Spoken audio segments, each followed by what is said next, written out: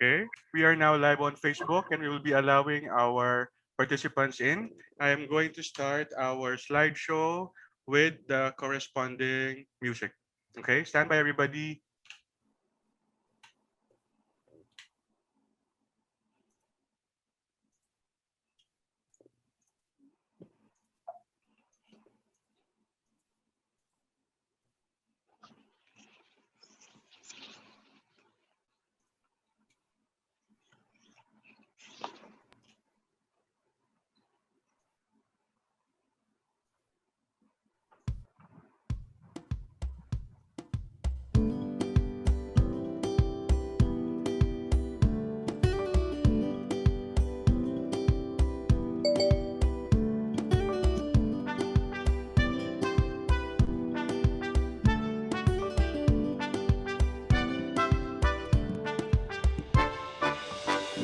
Sur mon coussin comme un dessin, comme une tache, c'est ton mascara qui déteint quand on se fâche. Pour un café un peu mal fait, une bricole. Quand on se bat, moi je voudrais qu'on en rigole. Si moi aimais-toi, blessez-moi. Si moi aimais-toi, quand moi aimais-toi, blessez-moi.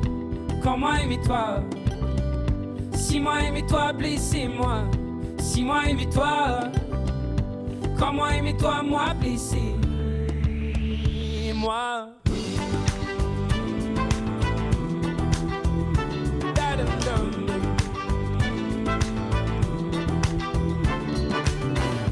Et les gens ne comprennent pas qu'on le supporte, que je me mouche dans tes bras, sois ma carotte. Prendre la peine de s'abîmer, faire des scènes au lieu d'aimer, et faire l'amour par dégoût du dégât. Si moi aimais-toi, blessez-moi. Si moi aimais-toi, quand moi aimais-toi, blessez-moi. Quand moi aimais-toi. Si moi aimais-toi, blessez-moi. Si moi aimais-toi, quand moi aimais-toi, moi blessez-moi.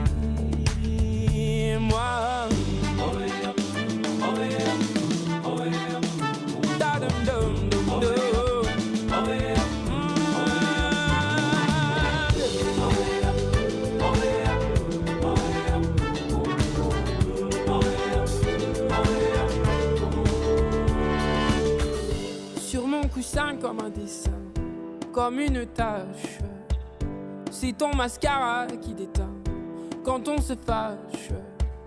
Et ce coussin d'ici demain, après l'orage, sera témoin que l'on sait bien tourner la page.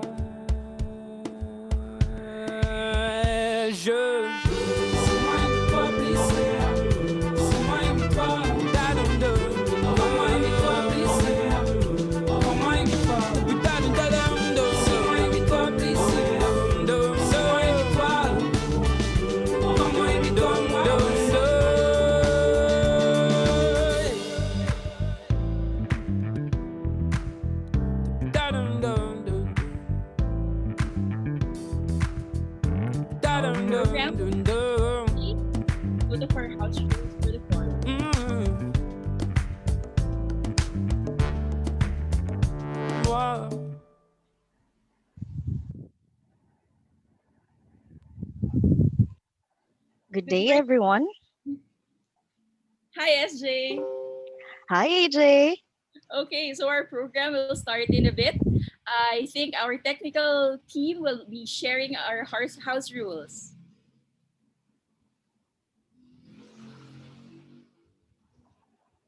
Okay, so this program is brought to you by Arise, SM Cares and Resilient.PH. We will welcome to women leaders in building disaster resilience. For today's house rules, we have the following. For all guests are requested to keep their microphones on mute. during the forum to avoid any distractions to the speaker and other viewers. Guests are encouraged to use their real names and include the name of the company or organization they are representing. For example, Resilient.PH dash Ace Esmeralda. Now, if your internet connection is unstable, disable the camera or video to save on bandwidth and choose only one device to reduce audio feedback. Okay, next. Guests who would like to share their insight are requested to click raise the hand button or type in their messages in the chat box. Please wait for the host to call on you before sharing your thoughts. Guests are encouraged to take notes and reserve their questions during the question and answer session at the end of the talks. So please introduce yourself before speaking. And of course, all guests are encouraged to provide nonverbal feedback during the forum by sending a thumbs up or a clapping emoji to communicate without interrupting the session. So these emojis can be found at the bottom of your screen. There should be a button called reactions. So I Please just share your reaction to the following slides. It will be flashing. So okay. here you go. So for the number one question, a girl should be two things: who and what she wants. For everyone in our forum who has joined us, please click on a react button in your Zoom settings. So you will see a clap, an okay, a heart, and a what is this? What do you call Celebration. Okay, so we are seeing some reactions from our participants. We see four hearts, six okays, uh, Who one else? several claps. Okay, so react to this. And next, we have the next quote. Okay, so we need women at all levels, including the top, to change the dynamic, reshape the conversation, and to make sure women's voices are heard and heeded, not overlooked and ignored. So, what's your reaction to this? We have So, quite a lot of reactions to this. Hearts. So if you agree, click on the heart and or clap button. or even thumbs up. The math is killing me, SJ, over here. But there are a lot of people giving in their reactions. Lastly, we have one last quote. Okay, so if you want something said, ask a man. If you want something done, ask a woman. So, what's your reaction to this? It is a very powerful quotation from Dame Margaret Thatcher, one of the most prominent women in the world. Quite a number of clap emojis over here. I quite agree. Yes, I think our male guests in our session should also support this. Okay, so we are just about ready to proceed with our program. We have new technology that we are trying out today. So, Yeah, the SM So, for today's forum, we will be using the Slido platform for Meet. our interactions. to access Slido, simply go and check your phone, take a scan of the QR code, or go to www.slido.com and type in the code WLBDR. So, to our Let's guests, try it now. So, for those who have their phone with them, kindly scan the QR code. if you are on your desktop, just go to www.slido.com. So, and then answer this question, AJ. Where are you located right now? We see Oh, some from so, Tuguegarao, Bulacan. and then from as far as Thailand, Indonesia. Wow, we have a Welcome. lot of guests right now. Where are you calling from, SJ? Oh, well, I'm here in Muntinlupa. And I'm from Eh, Sukat. We have quite a number from Quezon City. We have Jakarta, Thailand, Bulacan, over Nueva there. Ecija, yeah, and even Cebu. Yeah. So hope you're enjoying the program. Hope you guys are enjoying the program. Quite a number. All right. So, So you can share your questions and comments via the Slido, and you can also vote on the questions that our other participants will be sharing later. so later on, while we are having our session, just remember to go back to Slido and answer the poll questions there. You can also type in questions for type in your questions over at Slido or at Facebook for our live audience there, or the audience here in the chat box.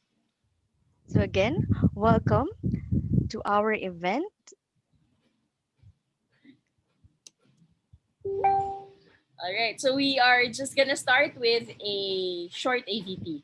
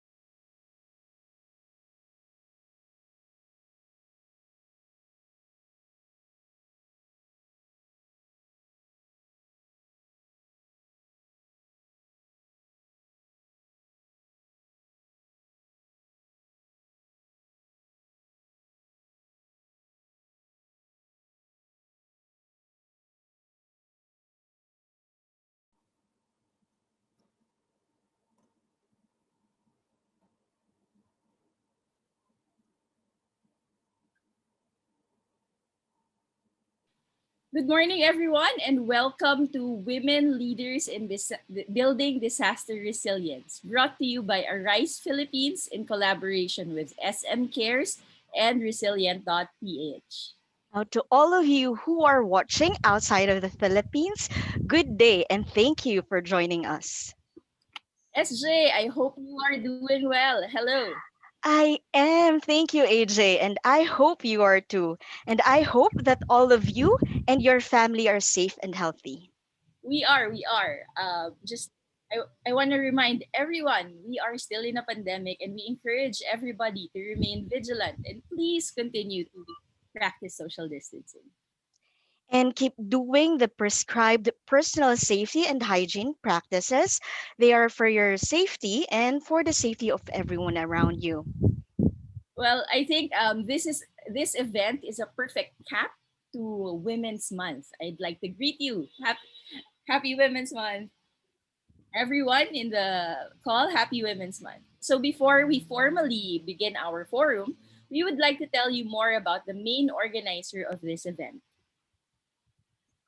So, Arise Philippines is the local network of the Global Private Alliance of Disaster Resilient Societies organized by the United Nations Office for Disaster Risk Reduction, or the UNDRR.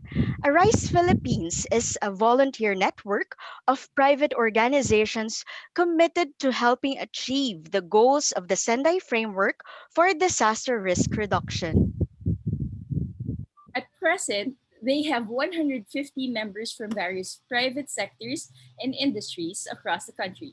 Last year, their members mobilized to help those severely affected by the pandemic. Collectively, Arise Philippines members have contributed more than 2.2 billion pesos to various communities, hospitals, local government units, civil society organizations, and nonprofit organizations. So this year, they are embarking on a more aggressive drive to re energize the private sector. Through various programs and activities like this forum, the network hopes to inspire more partnerships and engagements. Now, Arise Philippines would like to invite other private organizations to join the network and help build a truly sustainable, inclusive, and resilient Philippines. Now, for more information about Arise Philippines, please visit their website and Facebook page. Aside from our main organizer, Arise Philippines, this forum is done in collaboration with SM Cares, a subsidiary of the SM Foundation, and Resilient.PH, a social enterprise committed to advancing resilience programming in the country. We have collected the expectations you have shared during the registration. Okay, it is now flashed on your screen, and here is a snapshot of your expectations. Hey, we can see here from the word cloud that we have women as part of the main expectations to be talked about. Women, Mhm. disaster management, and Yes. resilience. There's a lot of interest, of course, to this topic. Yeah, and indeed, these topics will be covered by our speakers today, AJ. So let's get this forum officially started. Right, SJ. Let us call on the program head of Women and Breastfeeding of SM Cares to share with us her opening remarks. So, friends, please welcome Attorney Pearl Joanne Turley. Thank you very much, Miss Mami Mizotori, Mr. Hansi, Vice Admiral Tama, Engineer Lisa Celerio, members of Arise Philippines Board, Arise Philippines members, my colleagues from SM and SM Cares Program for Women, Resilient.PH team, to all of you who are in Zoom right now and those watching from FB live stream. Good morning and happy Women's Month. I hope that you and your families are safe and well in this time of COVID pandemic. While we are struggling with this pandemic, we cannot let opportunities to celebrate women and raise women's issues be put aside as there are still so much that need to happen, especially when it comes to building a truly sustainable, resilient, and inclusive world. That is why we in SM Cares program for women are very grateful to have this partnership today with Arise Philippines and Resilient.PH, and to all of you who took time out to join in our forum. We hope that this activity can inspire conversations, ignite collaborations, and drive the much needed changes that can help us to move forward better in addressing the challenges experienced by women, including those that occur during disasters. While we recognize that there have been some improvements in terms of gender equality over the past couple of years, we know we need to do more. To quote UN Secretary General Antonio Guterres, male-dominated programs, male-dominated teams will come up with male-dominated solutions. We cannot go back to the failed man-made policies that have resulted in the fragility we see around us, in healthcare systems, in social protection, in access to justice, and in the well-being of our planet. End of quote. And if I may add, in building disaster risk resilience. So while this forum is all about women, we welcome and acknowledge the gentlemen who are with us today, as well as all the others who have been supportive of women representation and empowerment.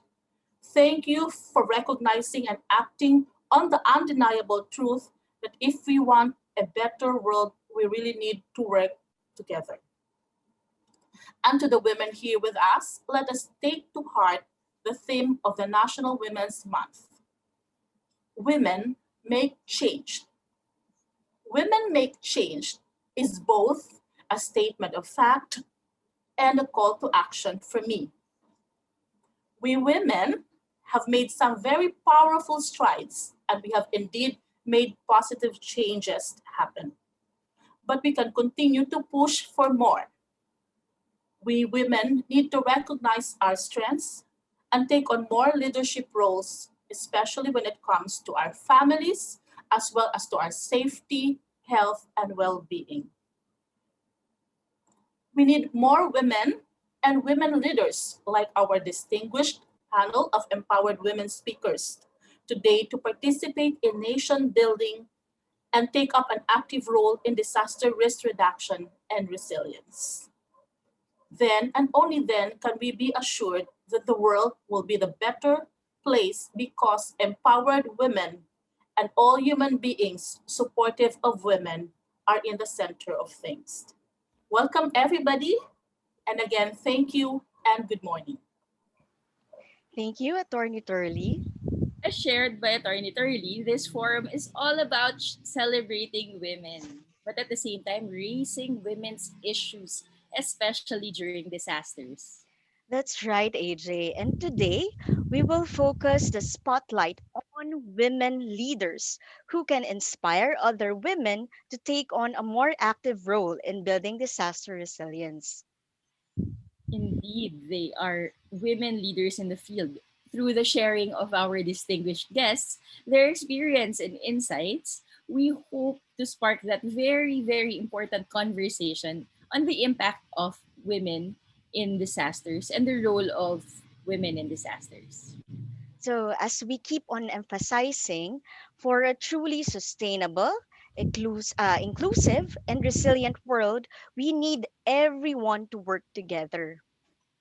To give everyone a glimpse of what this forum is all about, we've prepared a short video to set the tone of this forum. And this is a labor of love, and we hope that this can help us reflect on the realities and the need to address today and in the days ahead.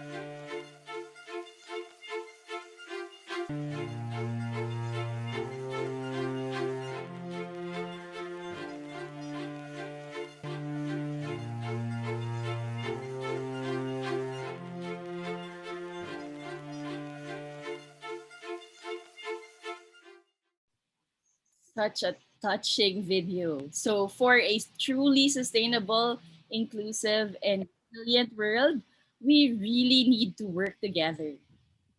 And we would like to say a special thank you to ABS-CBN Music for allowing us to use the song, and also to the artist, Miss Angela Ken, for creating such a powerful anthem for bouncing forward better.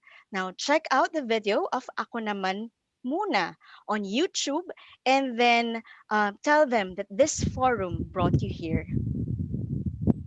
For our keynote address, we have invited a very special woman leader who has been instrumental in driving disaster resilience on a global scale. And while she wanted to join us in this forum, the time difference between the Philippines and Switzerland and her numerous commitments, especially on matters related to the pandemic, prevented her from participating live. That said, she has still graciously accepted our invitation to deliver the keynote address. Our keynote speaker joined the Japanese Ministry of Foreign Affairs, where she worked for 27 years, serving among other positions as budget director, director of the United Nations Policy Division, the National Security Policy Division, and the status of the United States Forces Agreement Division, and the director of the Japan Information and Culture Center at the Japanese Embassy in London. In 2011, she became executive director of the Sainsbury Institute for the Study of Japanese Arts and Cultures at the University of East Anglia in England. She has also taught courses at the Ritsumeikan Asia Pacific University and Waseda University, and has been published and advised think tanks on current affairs, and is a member of the UK Japan 21st Century Group, which makes annual recommendations to prime ministers of the two countries. On March 1, 2018, she was appointed as Special Representative of the United Nations Secretary General for Disaster Risk Reduction and head of the United Nations Office for Disaster Risk Reduction, or UNDRR, formerly UNISDR. The recorded message of our keynote speaker, the Special Representative of the United Nations Secretary General for Disaster Risk Reduction, and one of the co-chairs of Arise Global Network, Ms. Mami Mitsutori. Thank you to Arise Philippines for this opportunity and congratulations for organizing this very important event. Women's leadership is vital to reducing disaster risk and building resilience. The COVID-19 pandemic has impacted women and men differently. While men are more likely to die during the pandemic, women are the majority of frontline workers and more likely to be exposed to the virus, and women experience a higher burden of unpaid care in domestic work and, sadly, higher rates of domestic and intimate partner violence. This is why it is so concerning to me that women make up less than a quarter of national level committees established to respond to COVID-19. In order to recover from this crisis, we need women's leadership at every level and in every sector, from national crisis committees to local communities, from politics to business to public service. Women's leadership brings essential knowledge, skills, resources, and experience to resilience building. In many ways, it is the private sector that has led the way in demonstrating that the more diverse a workplace is, the better the results for society as a whole. Hearing from different viewpoints brings diversity in a broader range of knowledge and experience of life and disasters. This is a vital part of reducing future disaster losses and avoiding the creation of new risk. When women are involved in the development and implementation of COVID-19 response plans, they are more likely to consider the measures necessary to reduce the impact that the pandemic is having on women and girls.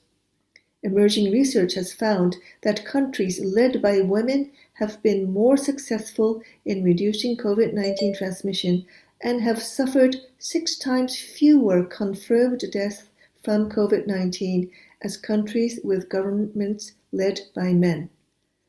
This research suggests that these women leaders were driven by decision making that did not underestimate the risks, focused on preventative measures, and prioritized long term social well being over short term economic considerations. I'm delighted that UNDRR has moved to strongly profile how essential gender is to successful DRR through the recent creation of our WIN-DRR network in the Asia Pacific region.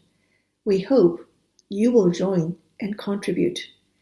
I see the theme of your National Women's Month celebration, hashtag Women Make Change, as both a statement and a call to action. The initiative which you are taking today is a stellar example that I hope many, many others will follow. Thank you. Thank you for that heartfelt message, Ms. Mitsutori. And at this point, we would like to beg the indulgence of everybody as we ask the members of the board of directors of Arise Philippines, as well as our guest speakers, for a picture taking. This is for documentation purposes, so we would like to ask everybody else to please turn off their camera while the others, like the members from the Arise Philippines and our guest speakers, to kindly turn on for a while. It really wouldn't be a Philippine event without this mandatory photo op, right? So may we ask the board of directors and our guest speakers to turn on their videos. This will just take a few minutes or a few seconds, perhaps.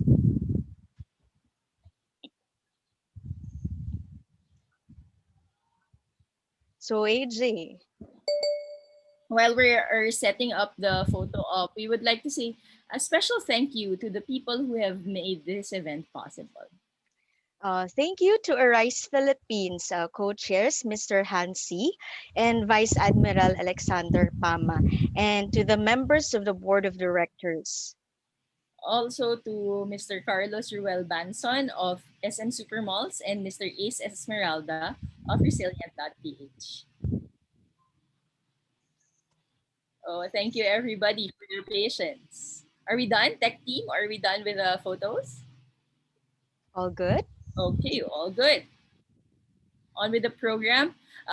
Before we call on our speakers, again, we are encouraging everybody to use the Slido for your questions. We will have our speakers answer and comment on them in our open forums. I can also see some reactions from our participants, okays and claps, Yeah. and questions here in the chat room.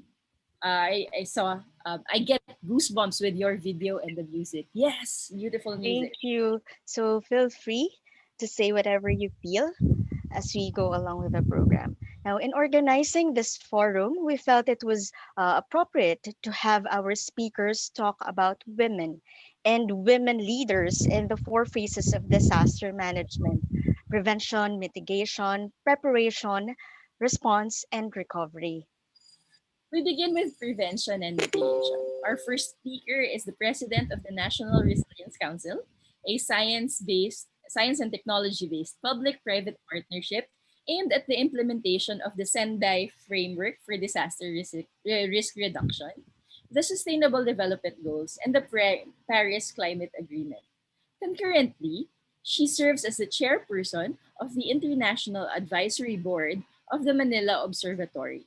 She is also a member of the UN International Strategy for Disaster Reduction's Global Society and Technology Advisory Group, the Asia Science and Technology Academia Advisory Group, and the Science Advisory Board of Integrated Research on Disaster Risk Center of Excellence, Philippines.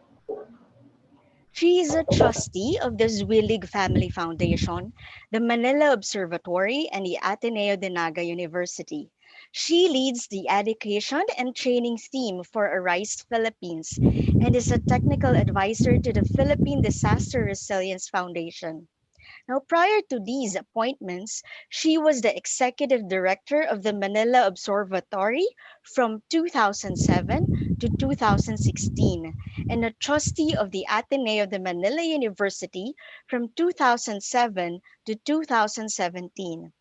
During this time, she was a member of the Department of Science and Technology's Committee on Space Technology Applications and the UNESCO National Commission's Committee on Science and Technology. In 2013, she was given a special recognition by the Armed Forces of the Philippines for her contributions to the military's emergency disaster response operations during the Super Typhoon Haiyan. Friends, please welcome Miss Antonia Yulo Loizaga. Thank you very much to our moderators for that very generous introduction. I'd like to welcome everyone to this forum today on behalf of Arise, which I've been invited very graciously to join the board of. In terms of greetings, let me address myself this morning to, of course, good morning to Mr. Hans C., our co-chair of the National Resilience Council, Madam Mami Misatori of the UNDRR, Vice Admiral Alex Pama, our very, very gracious partner at the National Resilience Council as well, and co-chair of Arise, Engineer Lisa Silerio, also a great supporter of the work and partner as well, Ms. Adelina Kamal of the AHA Center, and Attorney Leslie Cordero of the World Bank. Good morning to everyone.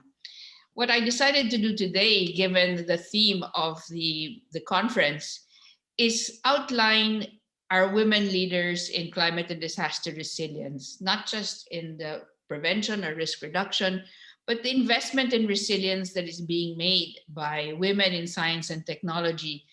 Basically, we stand really because of the work that these women are doing in order to advance the understanding of resilience in our country. So let me start with our first slide. Our key messages here, as you see, are just very few, but of course, very important, I would believe, for our theme today. Understanding risk, which is the first priority of the SFDRR, really requires also knowing how women are differentially exposed and vulnerable. We need to recognize this. We are all affected and impacted by hazards in a different way, women in a specific way as well. Women in our culture are the first line of copers and adapters. As you know, many of us are both household managers, administrators, as well as expected in most cases, I would say, to somehow contribute to the livelihood and well-being that supports the quality of life of our families. So women in our culture are copers and adapters, and many of them, I would dare say, are part of the decision-making process, if not lead the decision-making process in their families. My third key message is that there are many Filipino women who are globally recognized for their contributions to science and technology of climate change and disaster risk reduction. My apologies there for that typo.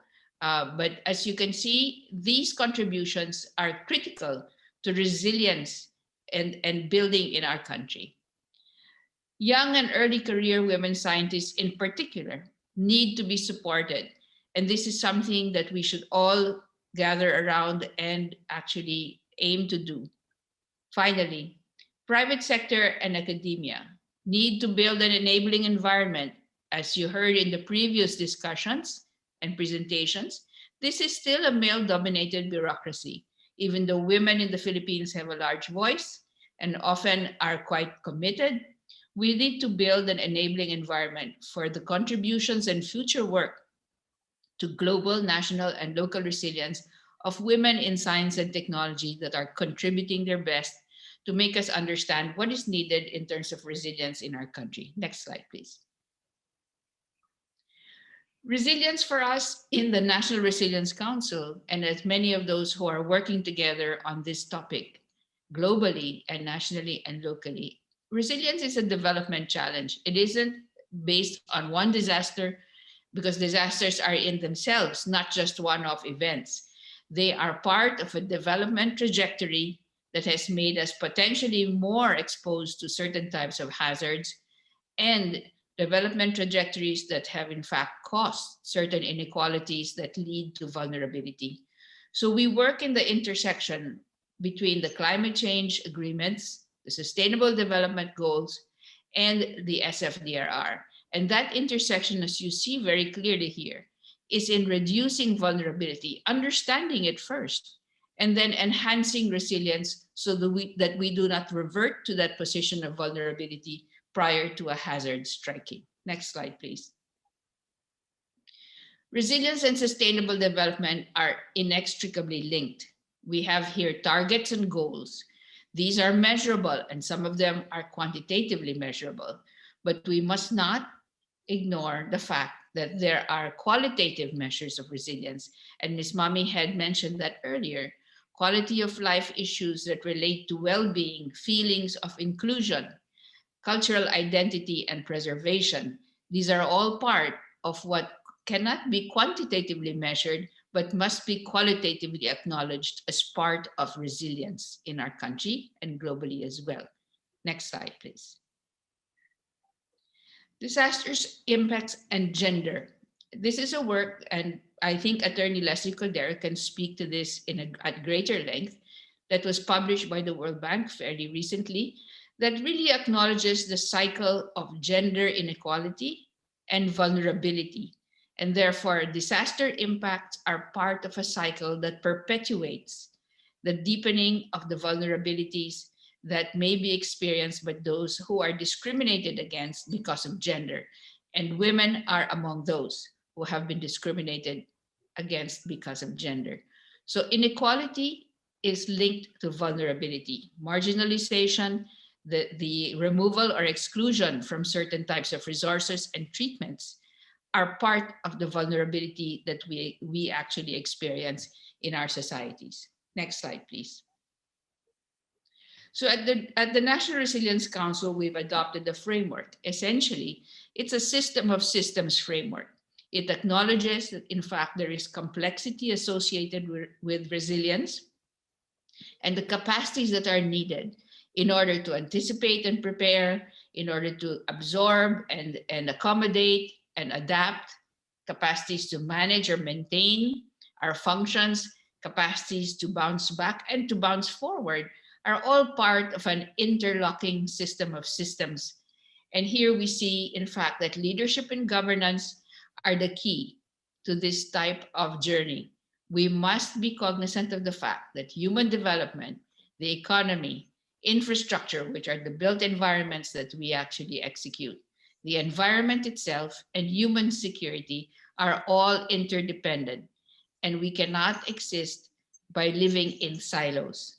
The impacts that we would like to achieve have to do with our resilient local government systems so that risk governance is in fact perpetuated and is evidence-based.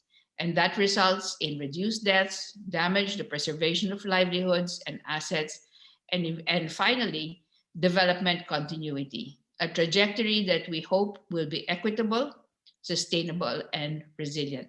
Next slide, please. Let me start now by going through a list of women. We've seen in the previous videos that there in fact have been women who are portrayed as victims in our societies. But let me show you in fact that there are women who are working to correct that victimization.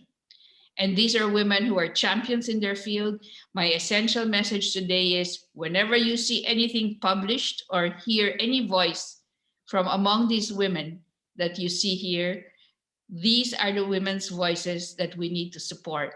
And there are more. We just don't have enough time to actually cite them. The essential themes that Ms. Mami Miss Authority has recently raised in a publication are a systems lens need to be employed in our view towards resilience. Secondly, that in fact, we look at what we call enhancing our understanding of hazards, exposure, and vulnerability. And we need to intersect economic data and socio-ecological data in order to understand how we may be able to bounce forward together instead of just bounce back. So bouncing forward together is in fact our goal.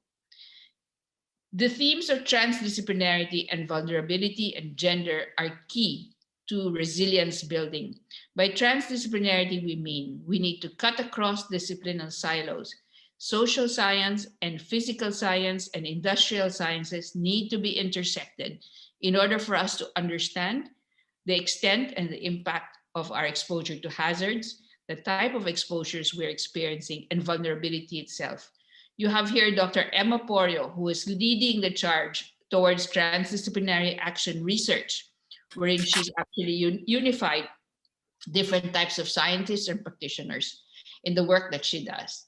Dr. Bernadette Resurrection is a leading expert on gender and climate change and the concept of intersectionality, which I'll explain a little bit in the next slide. Next slide, please. Transdisciplinarity, you will see in this big chart where you see so many different types of people representing different types of disciplines, both male and female, and other gender types are all included in this one large project called the Coastal Cities at Risk, Investing in Climate and Disaster Resilience. Transdisciplinarity calls for new knowledge created by working together across disciplines, but also including traditional and community knowledge in that journey.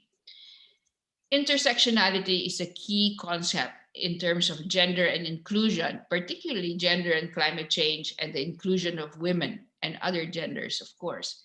But we must recognize through intersectionality that inequality leads to vulnerability. And therefore, when one is excluded or discriminated against because of gender or social class, we must find that they are in fact vulnerable because they have been excluded from a number of resources, access to different types of services, and therefore their gender or other type of condition has now caused their vulnerability.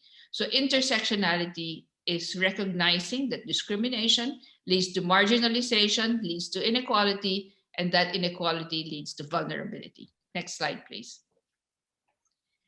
We have scientists that are working to understand climate physics, and I show you two here, Dr. Gemma Narisma and Dr. Faye Cruz, both of whom have historically been recognized now as the first two Filipino physicists to be part of the IPCC 6th Assessment Report in Working Group 1. Working Group 1 is physics.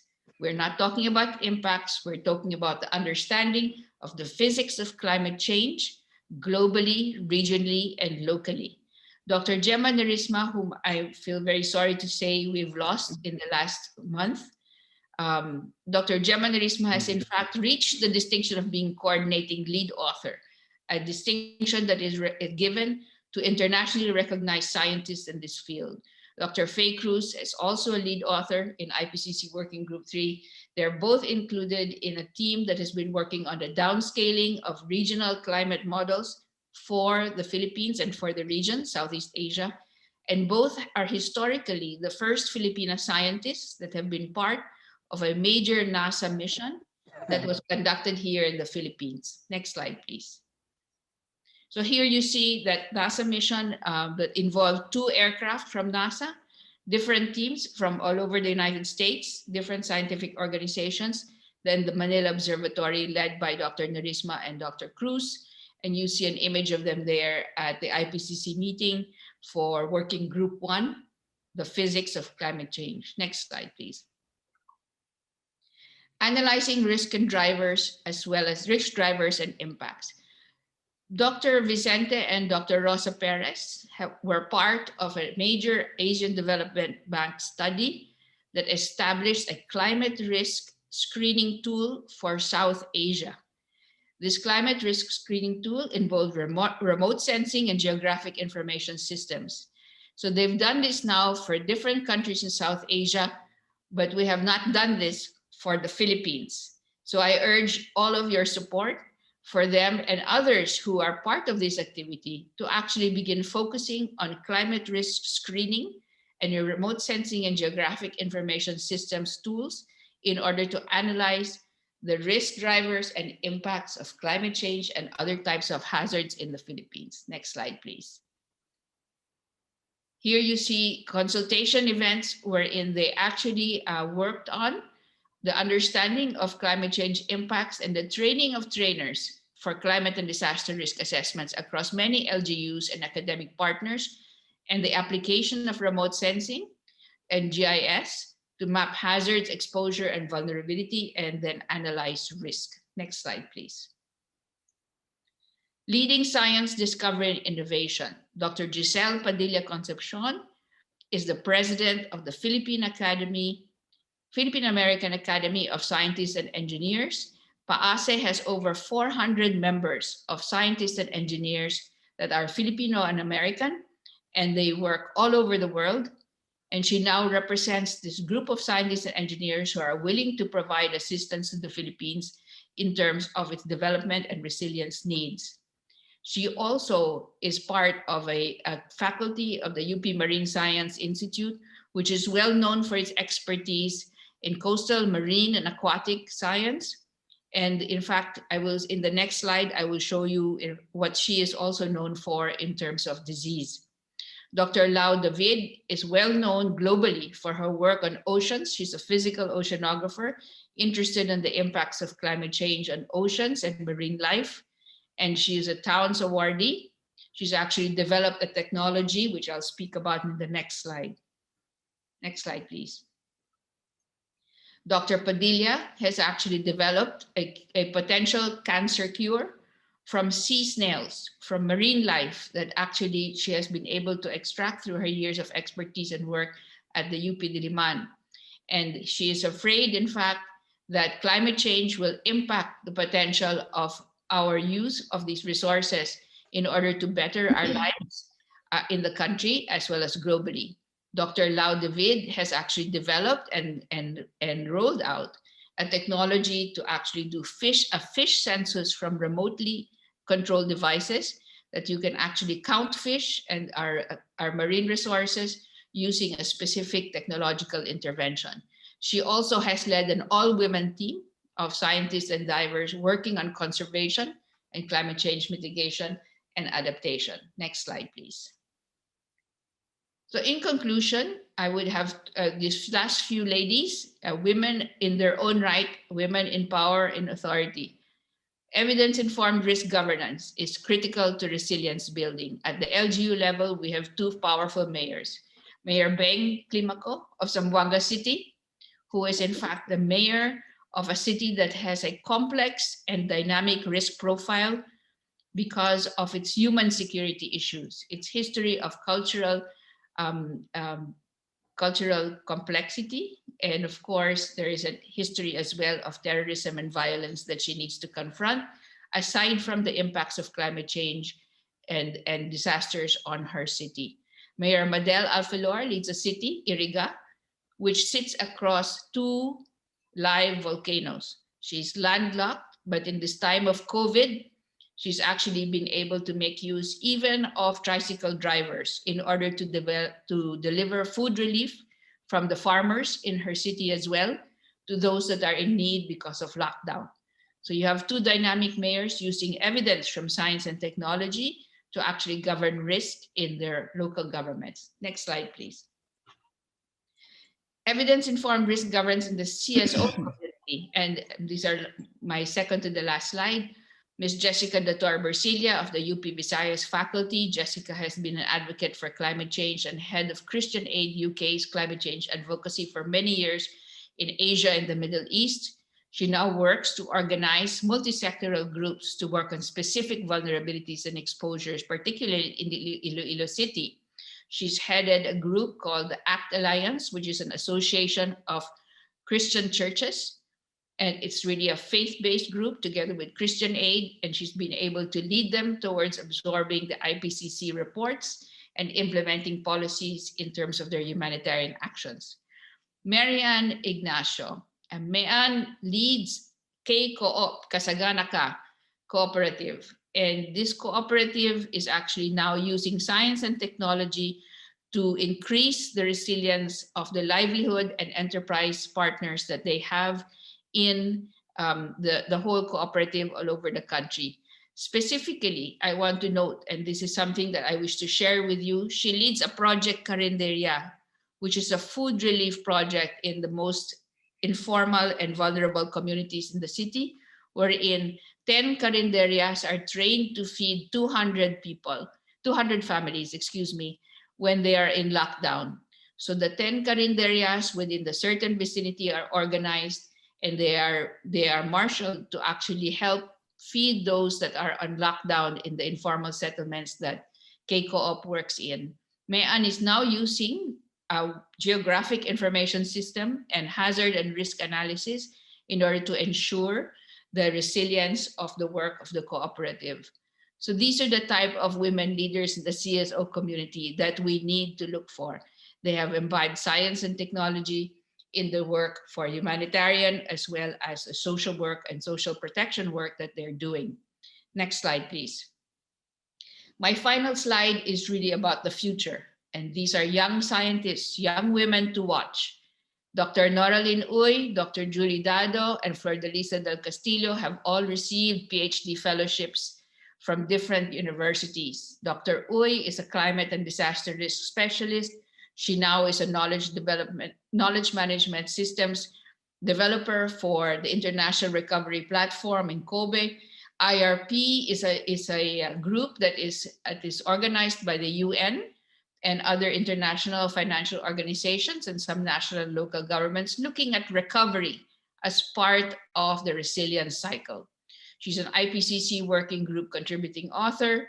She's also a big part of contributors to the NDRMP 2020-2030, and has been consultants of many humanitarian and development organizations. Dr. Julie Dado is a climate scientist leading in her field. She was a DOST scholar. She was part of the NASA team that actually boarded the plane. She is a land, ocean, and atmosphere interaction expert, and she is one of the more promising climate scientists in terms of physics in our country. Lastly, Flordelisa del Castillo has spent many years using remote sensing, satellite imagery, both optical and radar, in mapping vulnerability, hazards, and risk. She's an RSGIS specialist, and she's an incoming PhD scholar on social informatics, which is vulnerability related at Kyoto University. On this note, I wish to wrap up my presentation. I hope that you have been given an opportunity to view the potential for our women, scientists and technologists, to actually contribute to resilience in our country. Thank you very much. Thank you, Miss Tony. Again, Grabe. Go ahead. go ahead, AJ. I'm blown away by all these women in technology. Indeed, an enabling environment will allow women to really get empowered and help out in the prevention and mitigation stage of disaster resilience. That's true, AJ. Good points taken from Miss Tony. Now, again, to our audience, please use the Slido for your questions, and then we will get to them in our open forum later. I'm really just I'm blown away by these women. So let's try to hear more. Next, we focus our attention on women and disaster preparation. Our next speaker is a registered civil engineer. She is currently the Vice President for Corporate Compliance Group for SM Supermalls with 20 years of experience in mall operations. She is also the Program Director for SM Environment and Sustainability. Last year, she was elected to the UNDRR Arise Global Board. The United Nations for Disaster Risk Reduction is the focal point of the United Nations for Disaster Risk Reduction and the custodian of the Sendai Framework, supporting countries and societies in its implementation and monitoring and review of progress. She is the chairperson of the Ortigas Center Association. It's a non-stock, non-profit organization commissioned to uphold the stature of Ortigas Center as one of the nation's prime business districts through effective implementation and monitoring of the rules and regulations, working hand in hand with local government units. Please welcome Engineer Lisa Celerio. Yeah. Okay. Thank you, SJ and AJ. Okay. Slides, please. Okay. Good morning, everybody, and to all our distinguished guests. I am very proud to share the stage with our other speakers, Tony, Adelina, and Leslie. And I am equally proud to be representing SM Prime Holdings in this event that highlights the role of women in building disaster resilience. For our international participants, let me introduce our company. SM Prime is one of the largest integrated property developers in Southeast Asia, offering innovative and sustainable lifestyle cities. We generate about 4.2 million foot traffic daily across our facilities with over a total gross floor area of 9.94 million square meters. As I have been tasked to talk about women, the private sector, and disaster preparedness, most of my sharing will come from my experiences working for this company that impacts millions of people every day. So let me begin by sharing with you this quote. A determined woman can do everything a man can do. This was a statement from Mary Rose, 20-year-old Filipina from Manila, who works as a welder, a job typically associated with men. I want to start with this because there are still a lot of people who hold on to misconceptions about women. One misconception is that we women are ineffectual in crisis situations and that managing crises and emergencies is a role that is better left to men. Second, that we women are hapless victims during disasters, that we are incapable of fending for ourselves. We need to correct these assumptions because they are precisely the kind of thinking that have prevented us women from taking an active role in disaster preparedness and disaster risk reduction. And to help change these misconceptions, please allow me to share some examples of women leaders from my company who have been directly involved in preparedness and resilience. Our former SM Supermos president, Ms. Annie Garcia, on disaster risk reduction. She was a passionate champion of disaster preparedness and insisted that we conduct emergency drills long before they were popular to do so. She was very instrumental in institutionalizing emergency preparedness, the basic life support training for every employee in SM Supermos. And she is here with us. Good morning, Miss Annie. Ms. SEC Cosson, the Vice Chair of SM Investments Corporation, is an advocate of disaster resilience and sustainability. Under her leadership, our retail and banking group have adopted a number of preparedness programs that are aimed at not only protecting our businesses, especially in times of disasters, but also the business continuity of our 19,000 tenants, including the MSMEs in the country.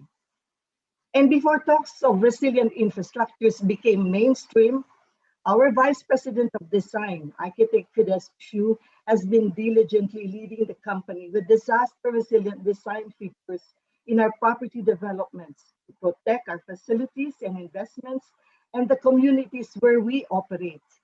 Ms. Debbie Pesci of SM Foundation, with her commitment to serve millions of Filipinos during disaster relief operations. Our prime example of disaster resilient features in our facilities is the design of our mall on stilts, the SM City Marikina. Last year, when Typhoon Ulysses inundated the communities in the area, many residents brought in their cars and other properties to the mall to protect them from the floods.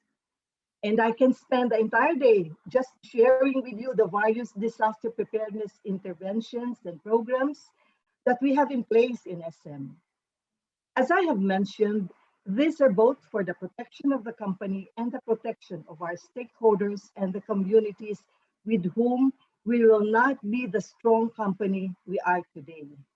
The fact that there are so many women in our company leading these interventions is a testament to how our leaders see the role of women in general as partners in sustainability and resilience. Unfortunately, based on statistics, the same cannot be said for many organizations here and in the rest of the world. Let me share with you these 3 points that I would like to drive at. Listening to other voices in our organizations and communities will allow us to understand one another and learn how to help one another. There are other things that, hard as they try, men will not be able to fully grasp when it comes to women and our issues, and vice versa. That is why we all need to work together in our programs, plans, and solutions to be inclusive and effective. The women leadership, we need to stand up for ourselves and do our share in making our voices heard, take on more active roles.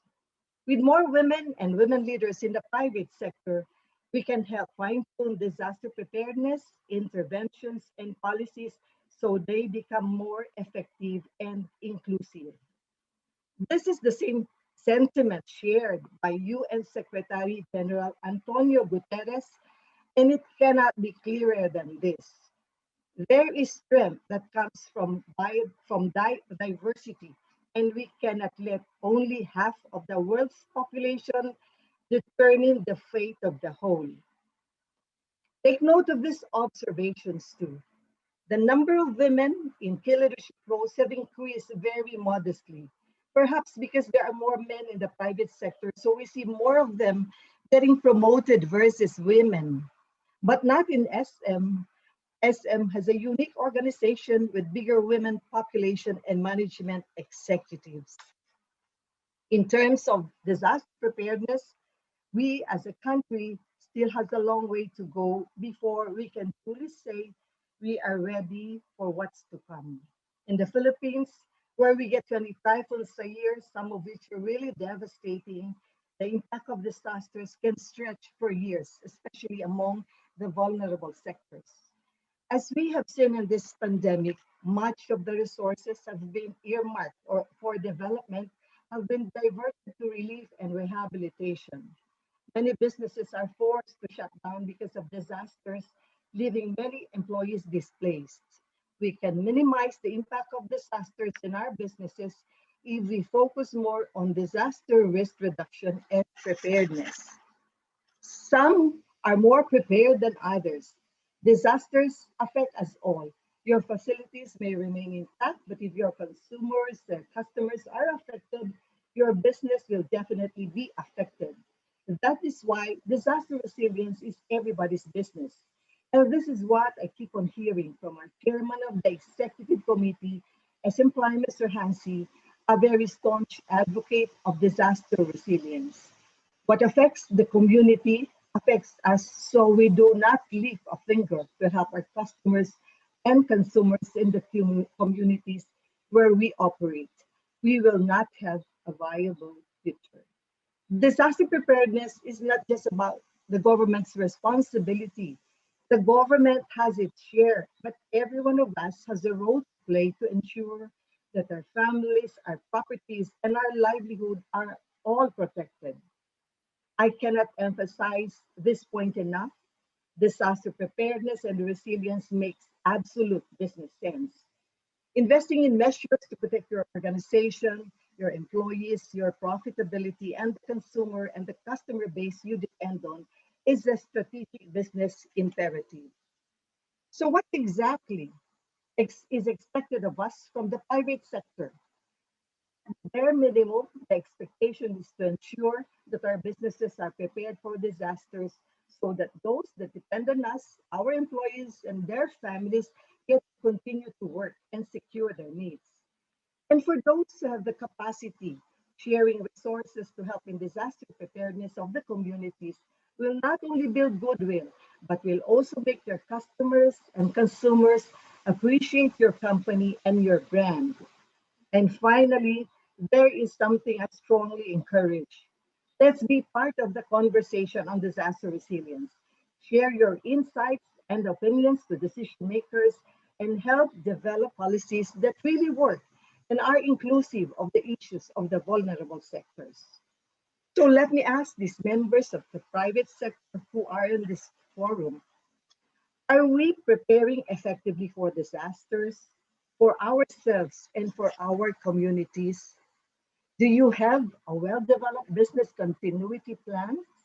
Do you have programs to help the communities prepare? We at SM have been trying to invite MSMEs to attend the BCP workshops so that they can put in measures to protect their businesses. These are free workshops conducted by experts, but we have seen very little interest.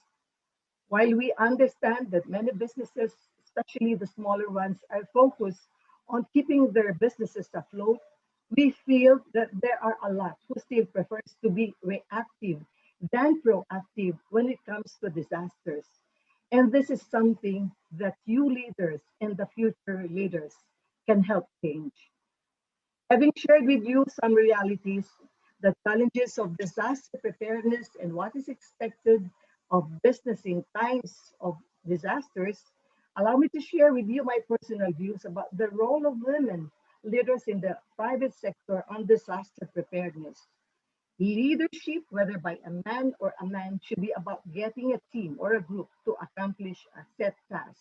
And I don't think we can honestly say that one gender is better at leading than the other. One we can be more certain about is the fact that women would understand women issues better. So as I see it, on top of helping put together effective policies, programs, and plans to ensure protection of their respective businesses and communities, women leaders in the private sector should be the first to factor in women's sensitivities and vulnerabilities into their disaster preparations and plans. And this come in two parts. First, making her team or her company understand the sensitivities surrounding women, especially during disasters, and incorporating this in their preparations.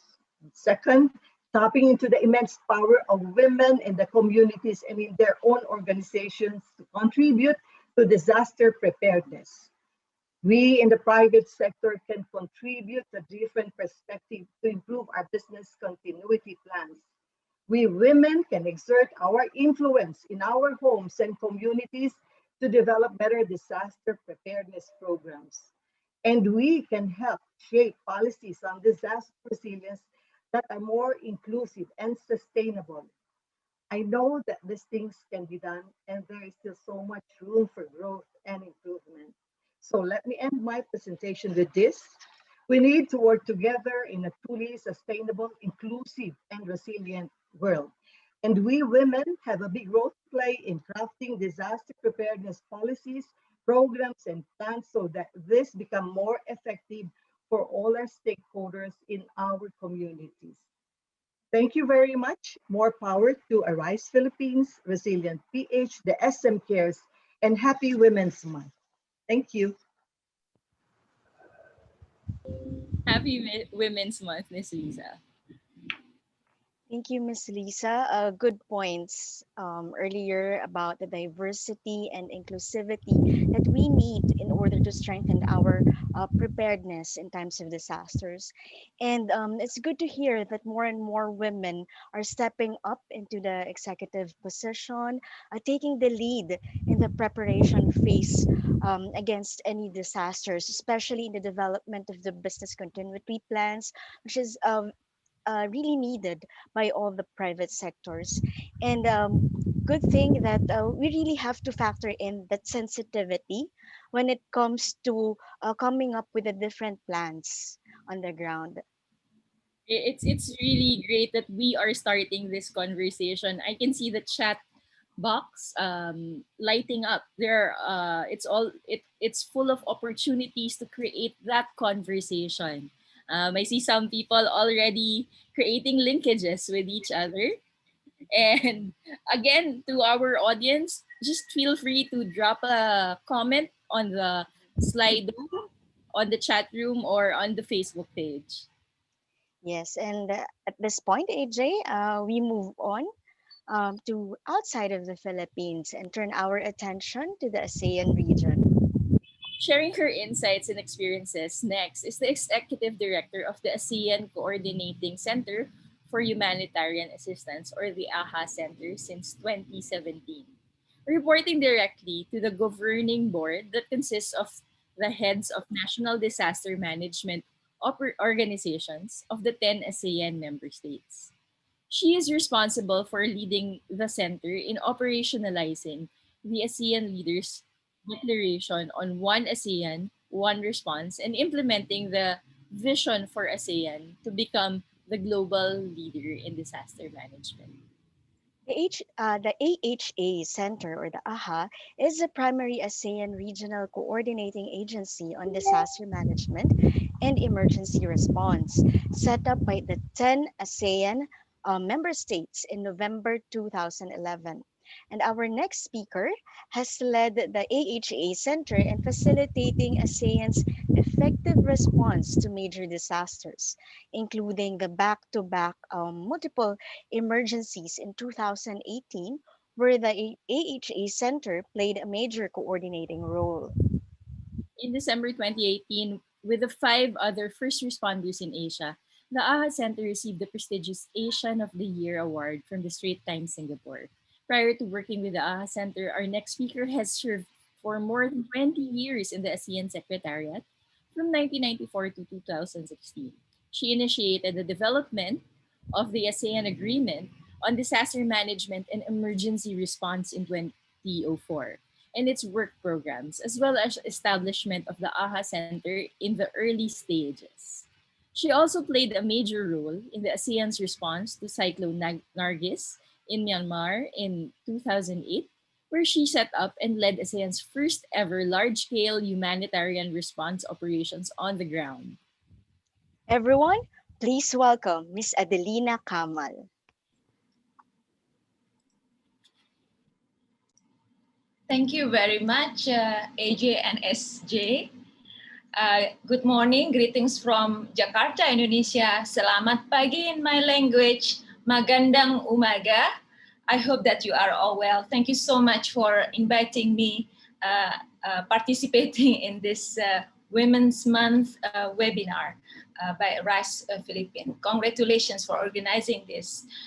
Let me start with my story, and it's going to be a bit different from what the other speakers narrated before me. And I'm going to start first with the power of narratives.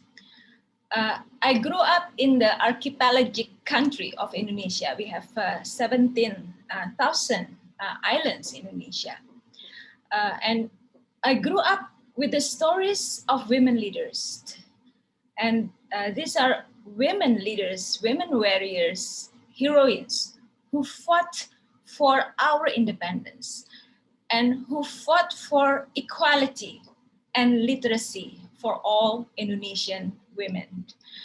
Every 21st of April, as a school kid, I would dress up myself in a costume representing one ethnic group or one province of Indonesia. There are 34 provinces in Indonesia. And we will celebrate, both girls and boys, we will celebrate Kartini Day. Who is Kartini? Kartini was an Indonesian national hero who fought for equality, women emancipation, and access to education for all. She was born in the 18-something. Some time ago, she wrote several famous books, many of them translated in different languages. She wrote the book first in the Dutch language. And one of them, very popular, known as After Darkness Comes Light. Habis gelap terbitlah terang. As a kid, I also often heard the stories of another warrior, Cut Nyak Din, from the great province of Aceh. We have so many national heroes from this one province alone. So she's the great warrior from Aceh, another national hero of Indonesia, who led guerrilla actions against the colonial for over 25 years. And there is this another story of Admiral Kamala Hayati from the 16th century, also from Aceh province of Indonesia. The first, by the way, the first woman admiral in the modern history of the world. She led the battalions of widows Inong Bale in Acehnis to fight against the enemies mano or mano with the sword, we call it rencong in Aceh. She changed the narrative from being a victim to being a hero. So, ladies and gentlemen, these stories of women heroes and warriors inspired me as a little girl. And the stories stick to my mind until now. Because someone like Ibu Kartini cared to write her own story or narrate the story of others. And by the way, I learned all these stories before I discovered the terminology of gender mainstreaming. ASEAN histories are not short of stories of women warriors. Princess Urduja of Pangasinan, the Philippines. The Trung Sisters of Vietnam. Queen Shin Sabu of Myanmar. Tun Fatimah of Malaysia, and many more. ASEAN is also not short of stories and narratives when it comes to women leadership in disasters and in crisis. But history depends on our pen, on your keyboard, on your typewriter. Sometimes we get absorbed too much with our work, that includes me, that we don't have time or we forget to narrate our own stories, to inspire others and to create opportunities for others to learn and to grow. If others cannot see it, how can they be it? Now, let me tell you some other stories. And these are about the power of empathy. I have witnessed and experienced myself that having women in needs assessment team will ensure that we will be more sensitive and more attuned to the specific needs of women, such as safe space, protection, and hygiene needs, as well as the needs of other vulnerable groups, such as the children, the elderly, and the disabled. My own story. I went to the field in one of the disaster-prone countries of ASEAN. I went to the field with my team assessing the condition of a temporary hospital. They put up a curtain for the examination room for women. Okay, that's good. But it was only 2 arms away from the examination room for men. And I could easily see the gap because the curtain was not appropriately closed. Then I went to the labor room. Okay, they put up a curtain. But the woman giving birth would be placed facing the curtain. And it was not closed properly. Anyone would easily come in. If you have been in a labor or visited OB-GYN, you don't want anyone just to come in when you are giving birth. Another story, and this is the story of my colleagues. I sent an assessment team to the field to conduct needs assessment. And this is a team composed of equal number of men and women. One woman in the team told her male colleagues that the evacuation center would be too grueling for the women, especially if they are pregnant and if they carry young children, because the evacuation center has stairs. The men in the team did not recognize that as a problem and said that, hey, Grace, you're just thinking too much. Well, try to be 9 months pregnant and carrying a kid with you, climbing the stairs. These are just little but very important details, but often ignored, though may not be purposely done. Okay, assessment checklist may help. Yes, training may help. However, in the field, we cannot only use our brain and checklist. We also need to use our heart and empathy. And according to Plato, the highest form of knowledge is empathy. By the way, research shows that when watching others in pain, women's brain show more empathy. It is the study by UCLA on the brain activity of people as they reach to images of pain in others. That explains a lot, my assessment, my observation in the field. Now, let me bring you closer to the title of my intervention this morning, and that is about the power of guts, because we're talking about women leadership in disaster response and crisis in ASEAN. I agree with the second speaker. It's not true that only men have the guts to lead in disaster response or in crisis. Women can also lead in crisis. However, it takes guts to lead in disaster response or in crisis, regardless of your gender. Franklin Roosevelt said, "A smooth sea never made a skilled sailor." In my own words, I said, anyone can navigate and be the captain of a calm sea, but only a handful of people can be and have the guts to be the captain in stormy weather. So if we have the privileges of education, but we don't have the courage to lead and navigate through stormy weather, then we will never be leaders.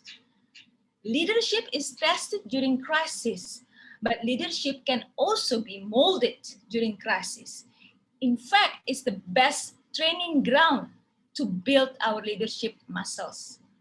One of the tipping points, one of the giant leaps in my career as a disaster manager was 12 years ago when I had the chance to work closely with a great leader of all times in ASEAN, in one of the most catastrophic disasters in the ASEAN region. That was Cyclone Nargis in Myanmar. It takes a skilled swordsmith and the hottest fire to forge a sword. Katana, we call it in Japan. The swordsmith can be our teacher, our mentor, that provide us with the opportunity to learn. And the fire is the crisis that will make us more versatile in future battle. In my case, 12 years ago, I was the katana. I was the sword who got forged in fire that was Cyclone Nargis. And I had a great mentor. He passed away, Dr. Surin Pitswan, one of the Secretary Generals of ASEAN. Master Yoda, Master Yoda, AGSJ, said only through fire is a strong sword forged. So don't be afraid. When we have crisis and there's no way that we have to be involved, be in it, find a great leader, find a great mentor, because that is the best opportunity to learn and to test our own leadership muscle. So what is the significance of women leadership in disaster response and humanitarian assistance, particularly in this part of the region? At least there are 3 points, and I'm going to summarize it from what I have narrated before. three. Number one, the power of narratives. I like what has been presented by the first and second speaker. They kind of like complement my first point. ASEAN is not short of stories and narratives when it comes to women leadership, including in disaster risk reduction, including in disaster response, including in climate crisis, at the local level, at the national level, at the regional level. What are lacking, however, are the narrators, not the stories, the narrators. So thank you, Liz and Antonia, for narrating the stories of science and climate warriors, and also those women who fought for resilience and risk reduction through the role of the private sector. But we need to narrate the stories more outside our countries and outside our borders, so others would learn from us and get inspired and use us as the examples. ASEAN has this great vision set in 2015 by the heads of the National Disaster Management Organization, the ministers. They want our region, including Indonesia, including the Philippines, including the other 8 ASEAN countries, to be the global leader on disaster management by the year 2025. And to me, that includes sharing the stories of women leaders in risk reduction, in climate crisis, in disaster response, in crisis in general. Because we have enough stories, but we don't have enough narrators at the global level, beyond our own country borders. Second point, the power of empathy. When it comes to disaster response and humanitarian assistance, it is important to have and to build empathy in our disaster response team, in our assessment team. Because we are in the business of alleviating the suffering and the pain of disaster affected people. So women really have the benefits because we have more empathy and it is empirical evidence. And we can contribute more because we are more sensitive and we are more attuned to the needs of not only women, but also vulnerable groups. Empirical evidence, by the way. Number 3, the power of guts. We happen to live in a 7-Eleven supermarket of disasters. It is this perpetual and sequential nature of our disasters, right, in our region. And unfortunately, this will be exacerbated by climate change and now compounded by other factors such as pandemic. So ladies and gentlemen, we talk about disasters here, but we should also talk about the next big thing, and that is climate crisis. Greta Thunberg has said that our house is on fire. So back on my point number 3, the power of guts. In view of climate crisis, what else are needed now? And I will relate that to the stories of women and change makers. And I'm going to offer you with several thoughts. One, we need to have guts to change our mindset and the mindset of others from crisis to a risk management approach. Okay, it feels good to be in a disaster response, to help others and to, flex our muscles and all that. But we're talking about climate crisis now. We cannot firefight all the time.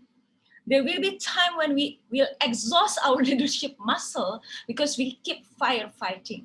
And therefore, in view of this climate crisis, we need to change our mindset from crisis approach to risk management approach. Anchoring our efforts not only on the risk of the present, but also on future risk. Having the guts also to change from a reactive to a proactive and anticipatory approach. The system within our region has been mostly based on reactive approach. When there is a disaster declared, when a situation declared as a calamity, then the funds will come. But that is out of date. If we are still not taking anticipatory action, it's like humanitarian actors still riding horses while others are already shifting to electric Tesla cars. It's out of date. It is time to shift into anticipatory action.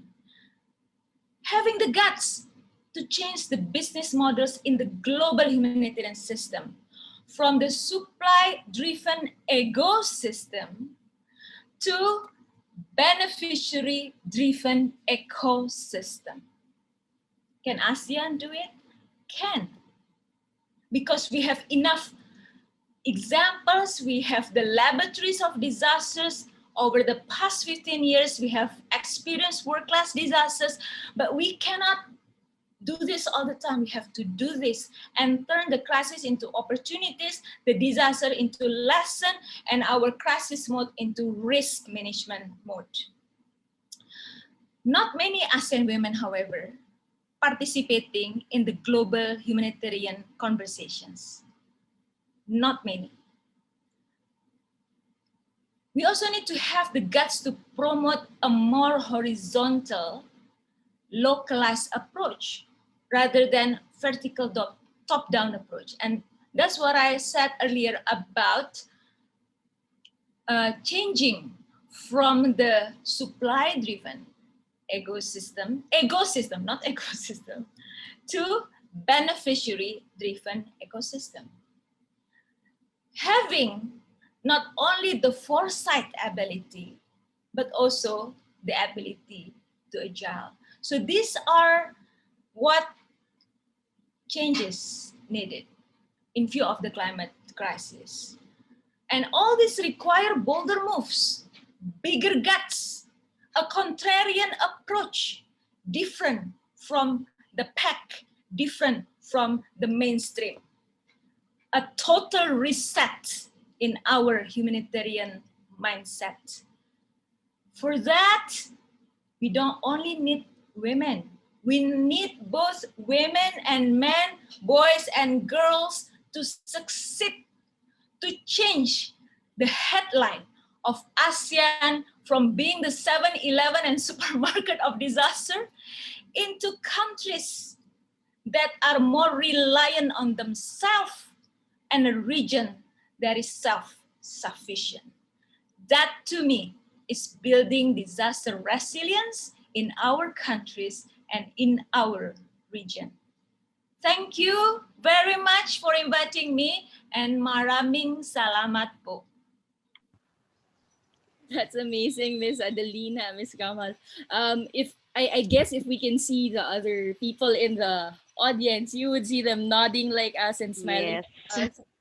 at you at your stories. There are a Yes, lot if of you were narrating the different stories here in the ASEAN region. Thank you, Ms. Adelina, for sharing those inspiring stories, especially in building on national resilience and the participation of women, especially the women leaders, um, in attaining such kind of resilience in their own respective countries and regions.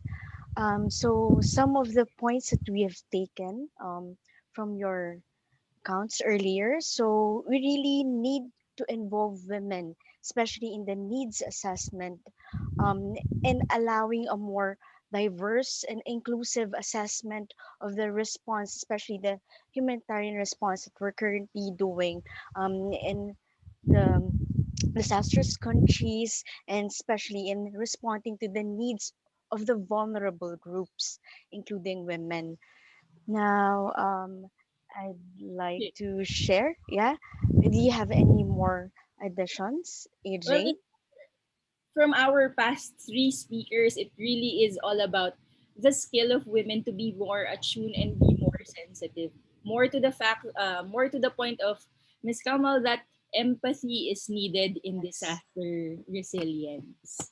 I I think this will also be part of our next speaker's presentation.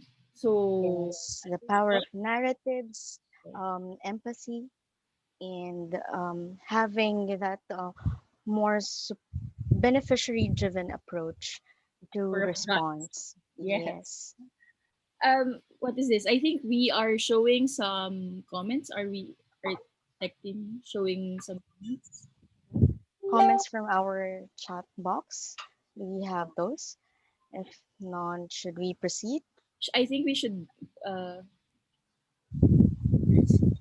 Okay. so at this point, we turn our attention to one of the most difficult parts of disaster management. It's recovery and rehabilitation.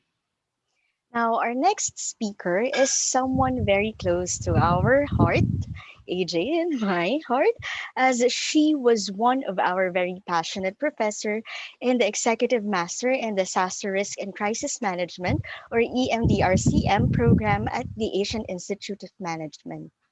She is also the Senior Disaster Risk Management Specialist at the World Bank, managing the DRM program. She worked on innovative policies and instruments such as disaster recovery frameworks, emergency cash transfers, and adaptive social protection measures, multi hazard vulnerability assessment tools for investment planning, resilient infrastructure programs, local government catastrophe insurance, contingent risk financing for disasters. Mainstreaming the disaster risk management or DRM agenda, our next speaker is currently leading the implementation of the Philippines' third DRM development policy loan to support the government's response and recovery efforts for recent disasters and COVID 19. She is leading the preparation of a sustainable, inclusive, and resilient tourism project in select destinations here in the Philippines: fragility, conflict, and violence. She co led to support the Marawi post conflict recovery program. And she also supported various DRM projects in Vietnam, Myanmar, Indonesia, and the Fiji Islands. Prior to joining the World Bank, our next speaker served as the Undersecretary at the Office of the President of the Philippines. She coordinated the recovery efforts of the Philippine government for typhoons Haiyan in 2013 and Bofa in 2012. She also led the implementation of a peace program that provided basic health education and livelihood services at the conflict areas in Mindanao. In 2011, she served as the undersecretary at the Presidential Communications Operations Office. She graduated magna cum laude with a bachelor's degree in philosophy at the University of San Carlos in 2001 and Juris Doctor of Laws at the Ateneo de Manila University School of Law in 2005. Just recently, she was honored as one of the outstanding young men of the Philippines. Friends, please welcome Attorney Leslie Cordero. Thank you very much, AJ and SJ. To everyone who is listening, watching, it's truly a pleasure to be part of this conversation. It's amazing to hear the stories that Tony, Lisa, Adelina, and the team has shared. So allow me to share quickly my slide. Can you please enable the share screen function?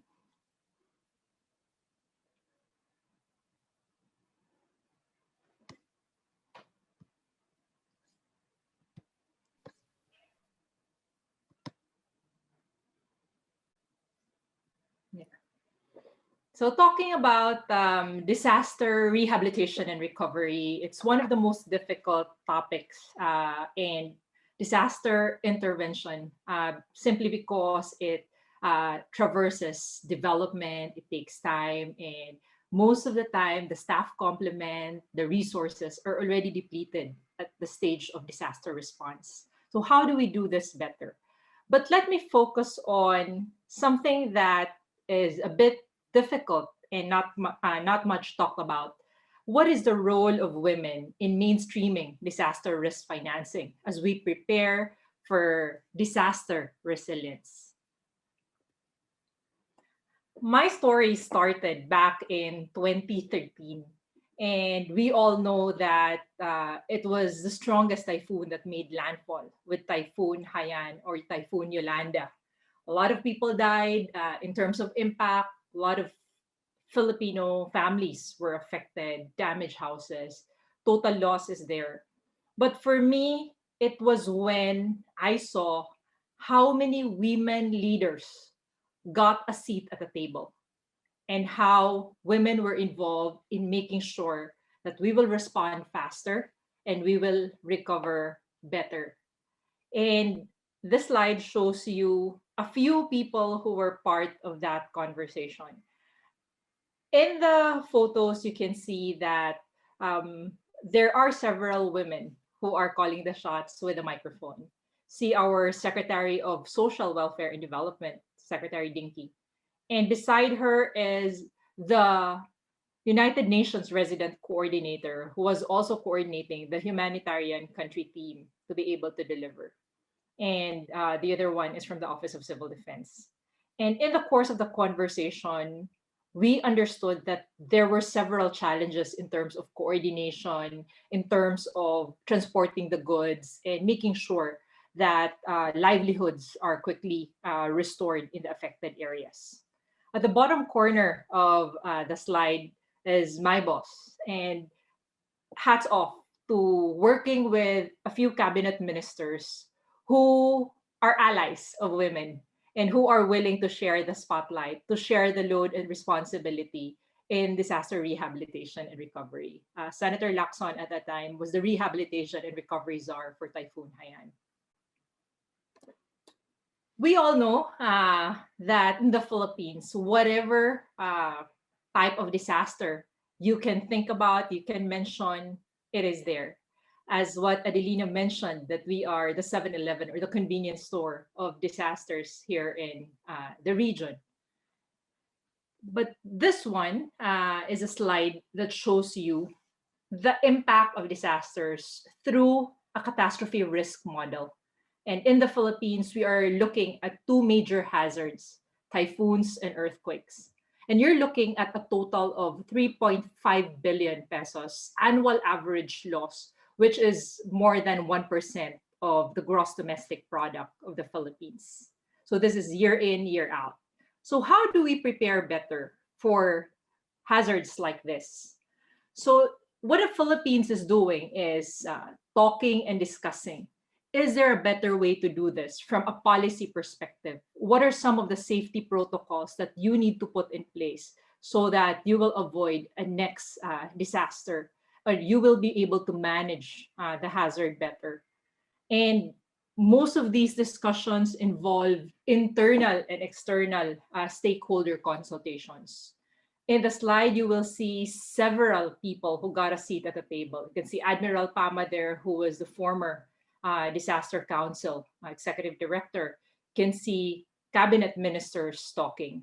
But what I pride myself in here in the Philippines is that you see a bunch of women leaders who has a seat at the table and who are willing to slug it out with the men to make sure that the gender lens is covered and to make sure that assistance is given at a time when it is needed by the affected areas. Talking about heart, empathy, talking about understanding and putting yourself in a situation where you are one of those survivors easily that is covered by the women who are at the table. A lot of consultations and discussions and outreach goes to discussing what are some of the reforms that should be done, explaining what are the challenges, and talking about financing, budget, and the limited resources, the prioritization. You can see me at the bottom corner of the slide explaining to media where the money was used, how come some of the affected areas are getting less, and why the money has not yet flowed.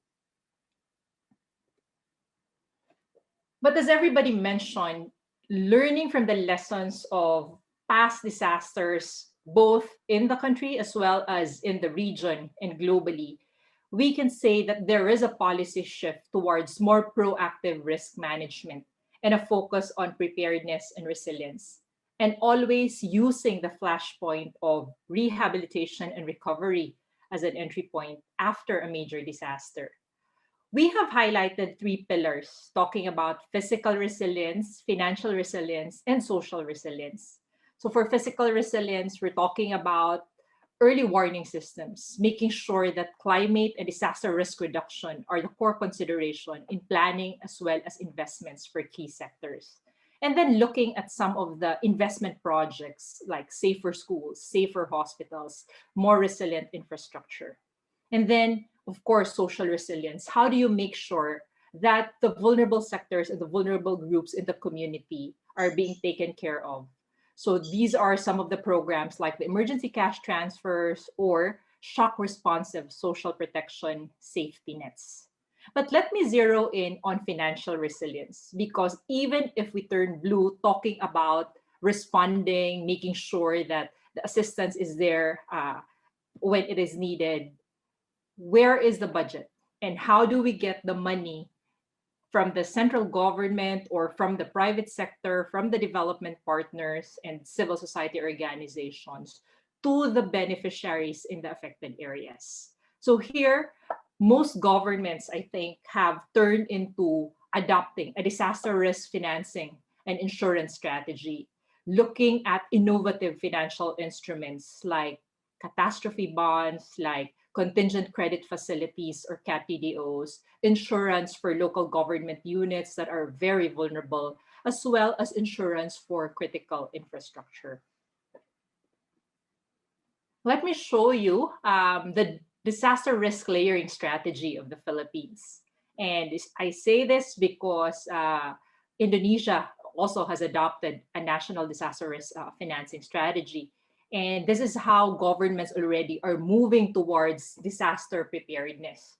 And crucial for other stakeholders who are part of this disaster resilience business to be able to look at and say, where do I fit in the picture? How can I contribute? How can I help? And governments are looking at managing high frequency, low severity disasters, such as typhoons and earthquakes that visit us every so often. And how do you transfer the risk when it comes to disasters that are not as frequent, but very severe? I remember for the Philippine government, the World Bank has provided this more integrated approach, looking at various financing instruments. But more than the financing instruments, I want you to focus on some of the key reforms from 2010 to 2020. And all these instruments have highlighted to some extent how the engagement has evolved and how the government, as well as private sector, civil society, academia, and the development partners are providing and supporting the government. But it is not enough to do it just in country. It is a good demonstration of what can be done for a country like the Philippines, what can be adopted for a country like Indonesia. But there are also instances where we can customize certain innovations as well as interventions for other countries like Bangladesh. And the key there is to show proof of concept. And after doing it in country, it is crucial to start advocating at the regional and global arena. Here you can see using Typhoon Haiyan as a flashpoint where ASEAN, together with the various officials of the Philippine government, has cooperated to be able to support the government and deliver the services quickly. The other photos would show you how the Philippine government negotiated in Japan for the Sendai framework on disaster risk reduction. And you can see that in the panel of the Philippine delegation, it's mostly women. And it was Admiral Pama who was the lone man in the group. And he was a trooper. He was the one herding all the Philippine delegation, all 100. You can see the photo below, day in, day out, meetings. And you can see how women are represented and how women got a seat at the table.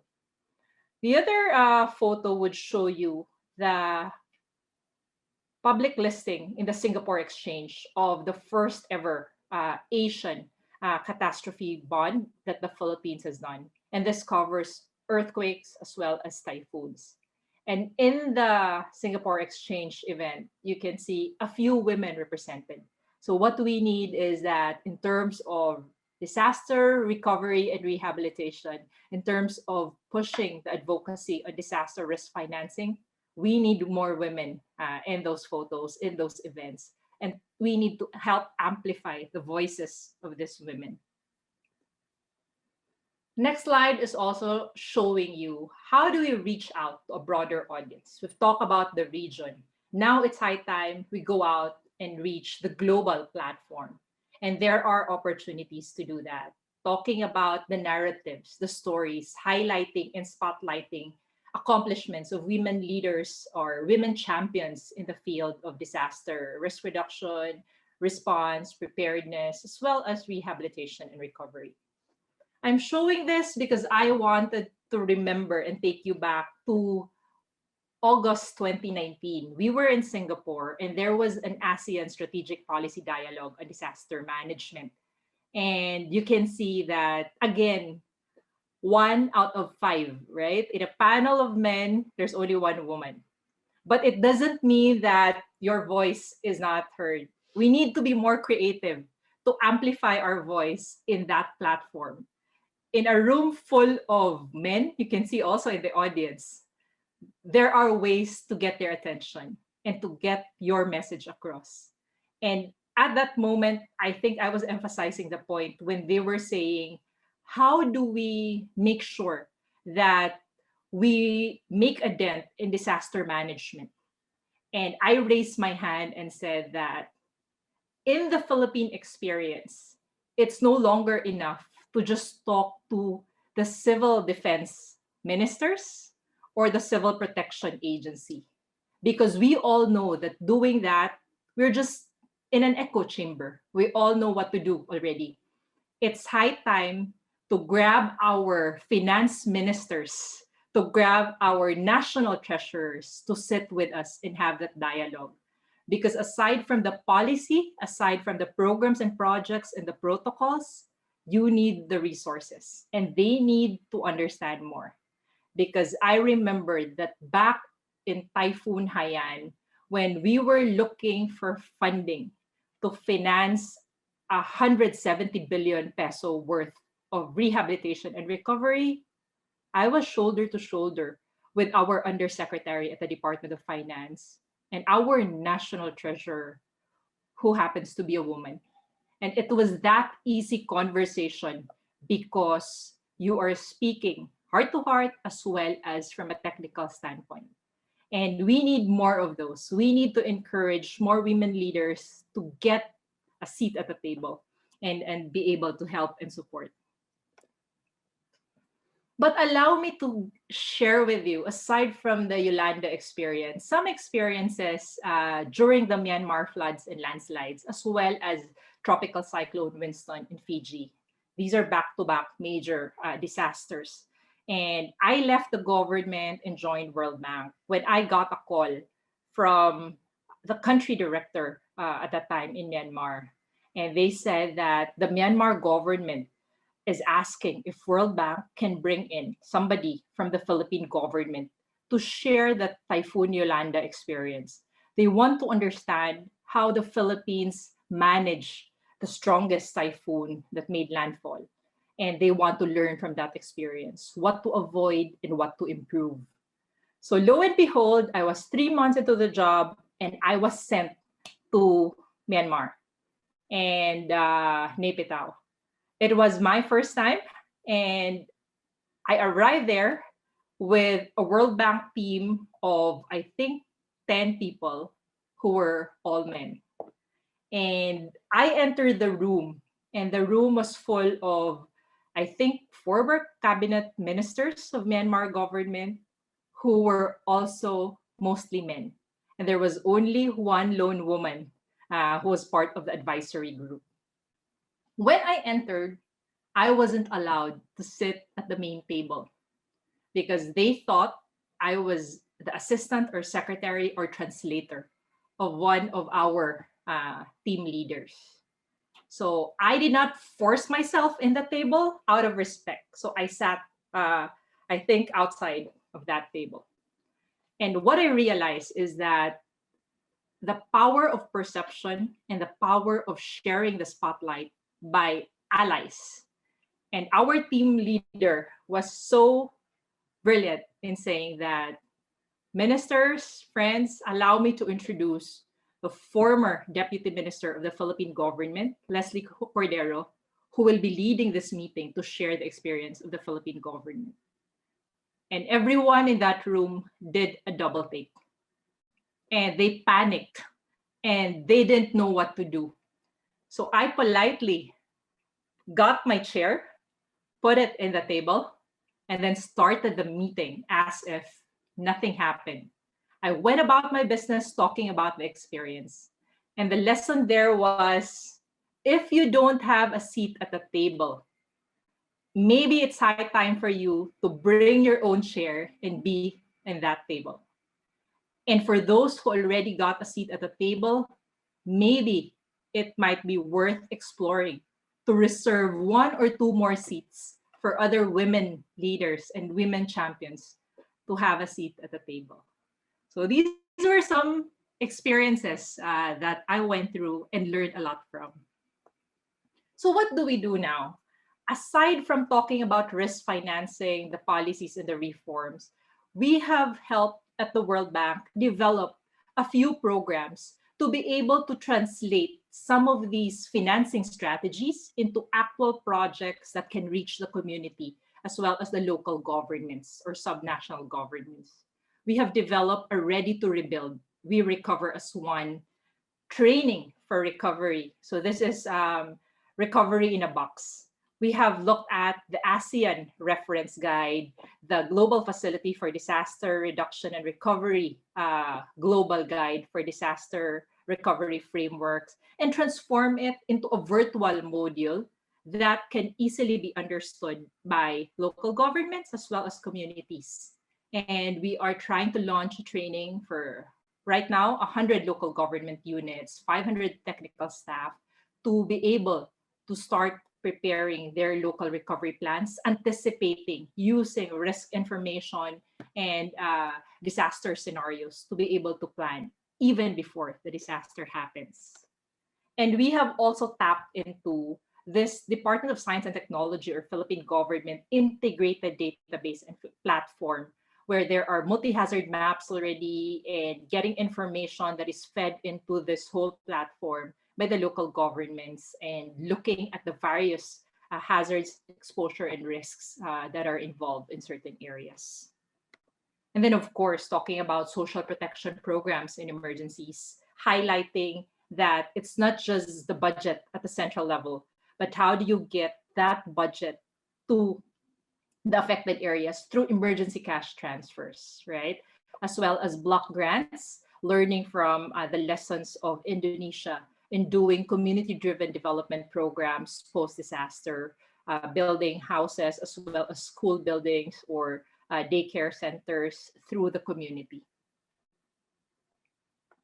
And we all know that the goal is to change mindsets and build that culture of preparedness to help communities, governments, and stakeholders anticipate the impacts of disasters and to prepare to recover even before disasters happen. And every time I get an opportunity to speak for Women's Month or in a group of women leaders, I always leave with this message that I heard from a Canadian ambassador. And she said that when you are free, you try to free someone else. And when you are in power, you need to empower somebody else. And on that note, thank you very much for this wonderful opportunity and good noon. Thank you, Attorney Leslie. That was such a powerful sharing. I think the best thing we can pick up is if you don't have a seat of the table at the table, bring a seat and save one for other women. This is all about empowering other women. Thank you, Attorney, for building that culture of resilience and for sharing or imparting your story to all of us. We really got inspired by how you navigate the policies and strengthening the financing strategies, not only of the Philippines, but of the different regions as well, and for bringing the different sectors and countries together towards that one goal of resilience.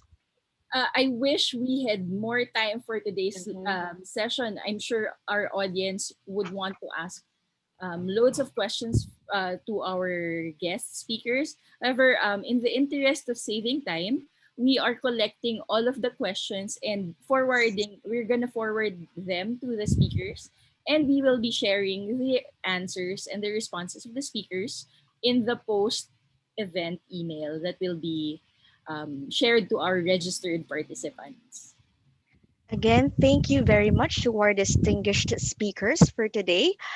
We've got loads of inspiration, of heart, heartfelt narratives or stories from your end, which we really want to take home as we progress in this journey called resilience. I feel very empowered after this session, SJ, and I feel I want to Indeed. be committed in women empowerment. So at this point, may we call on the Vice President for Regulation Management at the Appointees Group, where she oversees and leads the organization in brand management, corporate communications, media relations, and sustainability. She leads the ESG performance journey of the group with a key focus on contributions to the UN Sustainable Development Goals.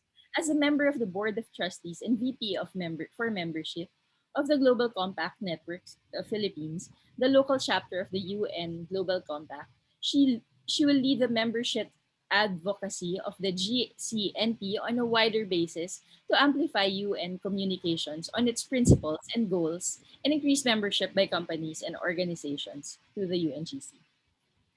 She was also recently recognized by CSR Works International as one of Asia's sustainable superwomen for 2020. She has also continued her advocacy for inclusive um, agripreneurship and peace and development programs for the Philippines Center for Entrepreneurship Go Negosyo, where she is the senior advisor on agripreneurship to Presidential Advisor Joey Concepcion. Friends, please welcome Ms. Jingayon Tiveros Malvar. Thank you very much, AJ and SJ. I'm very happy to be here. And good noon to everyone. Firstly, allow me to thank the organizers for today's event and for inviting us, the Aboitiz Group, to speak, to share our appreciation and insights. We would like to congratulate Arise Philippines and all the participants in today's forum on women leaders in building disaster resilience. It's a fitting closing to the celebration of Women's Month in the Philippines with this event where you really allowed a free exchange, free and open exchange of ideas and insights among so many empowered women. So truly an inspiring morning. It's really a remarkable time to be a woman leader and be part of many meaningful solutions for many of the current global societal challenges that we face today, and that which may also impact future generations to come. We all recognize, and this has been reported in so many studies, including studies done by the United Nations, that women are differently and disproportionately affected by climate change and disasters, both because of our roles that we play in society and in providing for the needs of our families, and also because we comprise a larger number of communities that depend on natural resources for our livelihood. At the same time, as women, we are also powerful agents of change. So we are very much well placed to identify and adopt appropriate strategies and mitigation techniques since we play important roles in core sectors affected by climate change. So sectors like agriculture or energy or livestock management. And all of us can really be strong advocates and contributors to climate action and the longer term goals for sustainability. So the women's involvement at the table for key disaster risk reduction initiatives is especially crucial for building community resilience to disaster, enabling the participation of women and equal leadership in policy through governance and decision-making processes on disaster risk reduction is essentially critical. These also includes building our own capacities to participate in the formulation and implementation of policies, programs, and strategies, and better integrate uh, realistic and relevant gender perspectives into these conversations. There are four global imperatives where we believe all of us might be able to be part of the solution and at the same time contribute meaningfully to the UN SDGs and combat climate change that causes many of the disasters we will continue to face in the future. So, first, to mitigate and adapt to climate change by providing products and services that help companies compete in a resource constrained world by promoting energy and resource efficiency, water quantity and quality management, resilient development, and renewable energy and storage. Second, we really need to invest in our people. Prepare a workforce that can help turn big data using science and technology, turning big data into smart data that promotes smarter development, mobility and innovative transport, sustainable packaging, and more connected supply chains.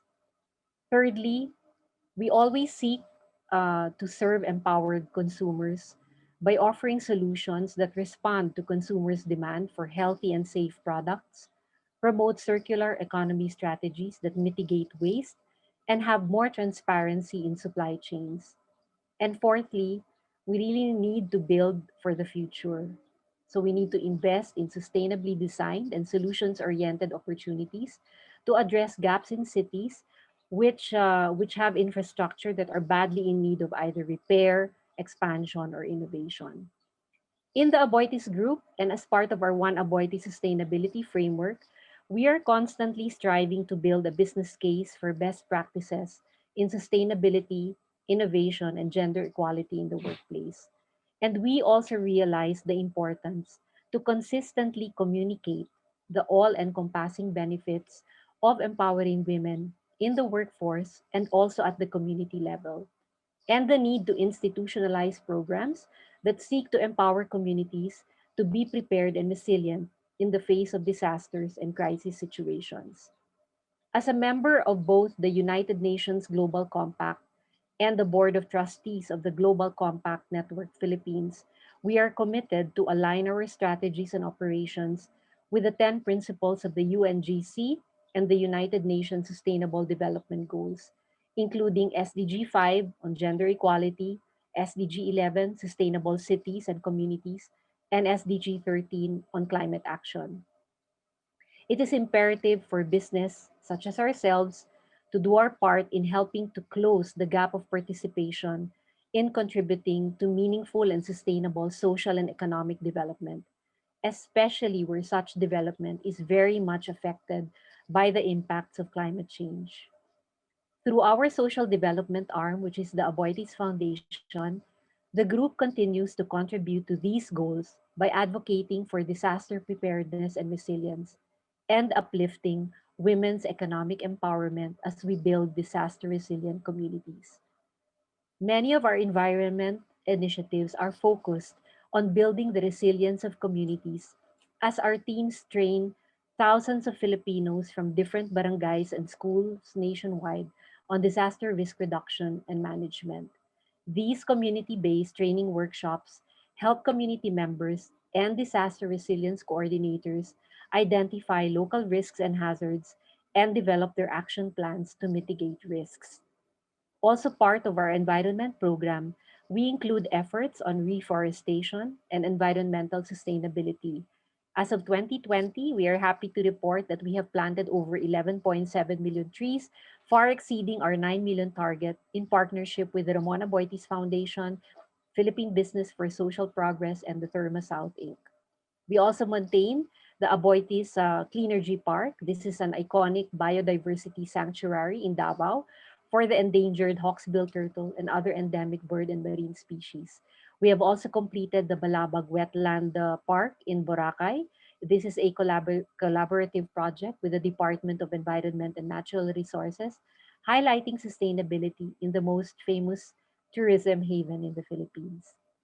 To further enable disaster preparedness, we empower partners in the communities, such as our assisted cooperatives, to build themselves as resilient enterprises through business continuity planning that is provided by subject matters from within our group.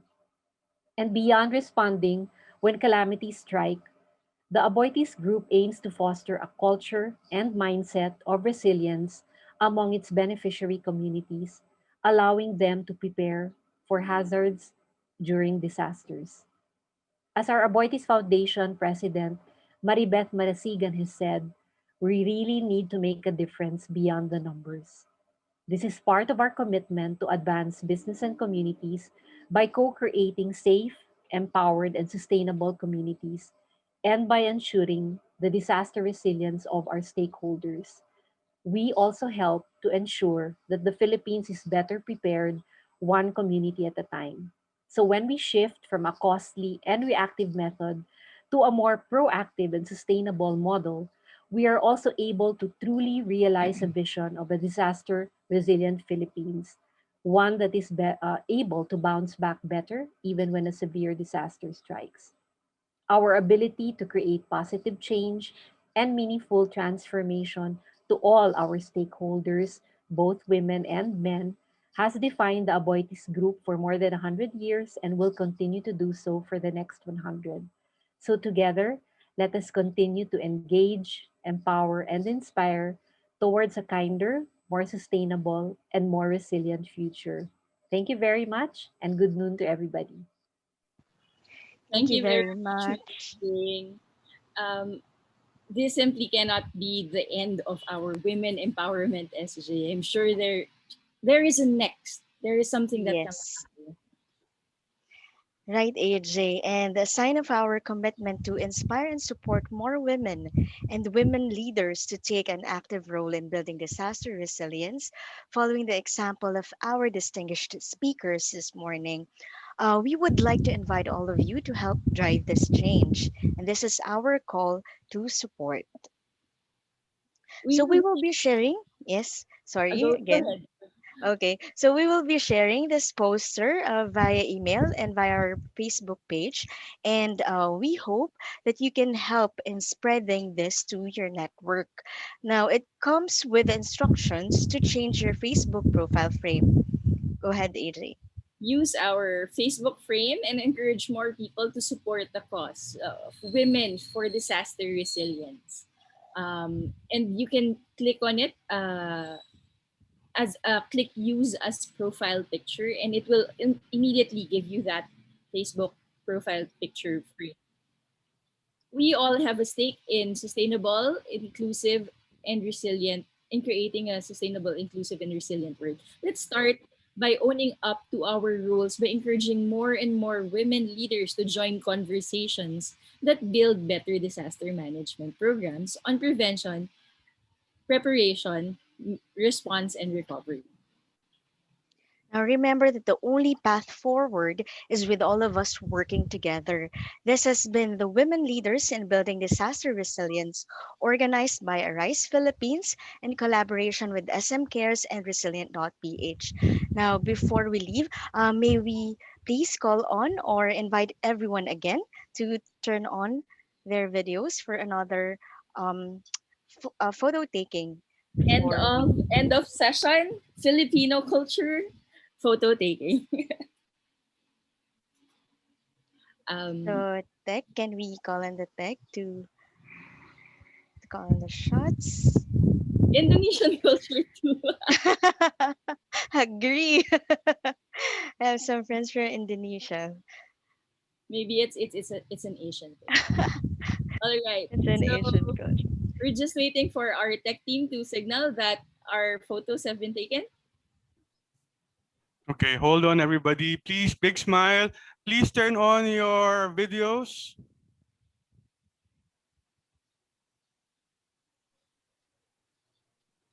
Okay.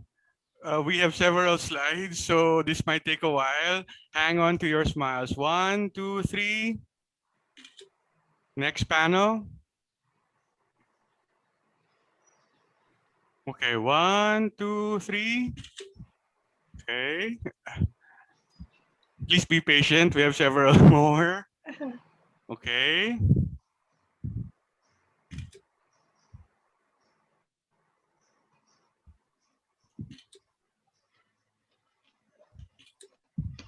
And last. Okay. Thank you, everyone. Back to you, AJ and SJ. Thank you. Thank you, Wally. And thank you to everyone for attending this session. We hope to see you again in our succeeding forum. Please Thank you, stay safe. everyone.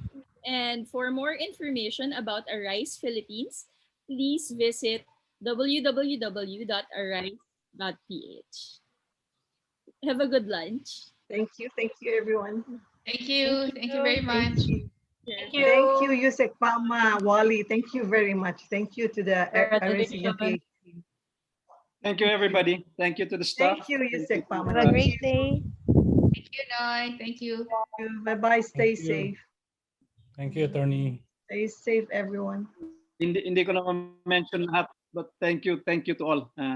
Can we still stay on, Wally, for a very few minutes? Sir, Yes. salamat. Bye-bye.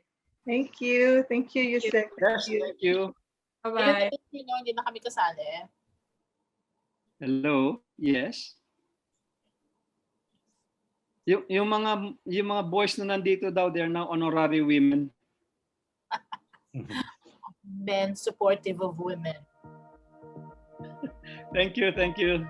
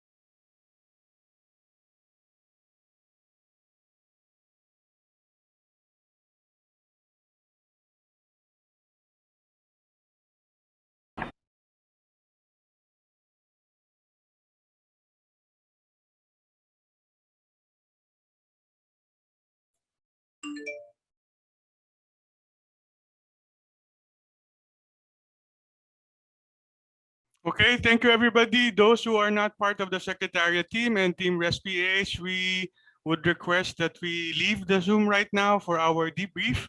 Thank you for coming, and we hope you continue to participate in the future events of Arise Philippines. As mentioned, we will be sending out information about this event, including our post-event survey via email to all of those who registered to the event. Thank you. Please log off now. Happy Women's Month.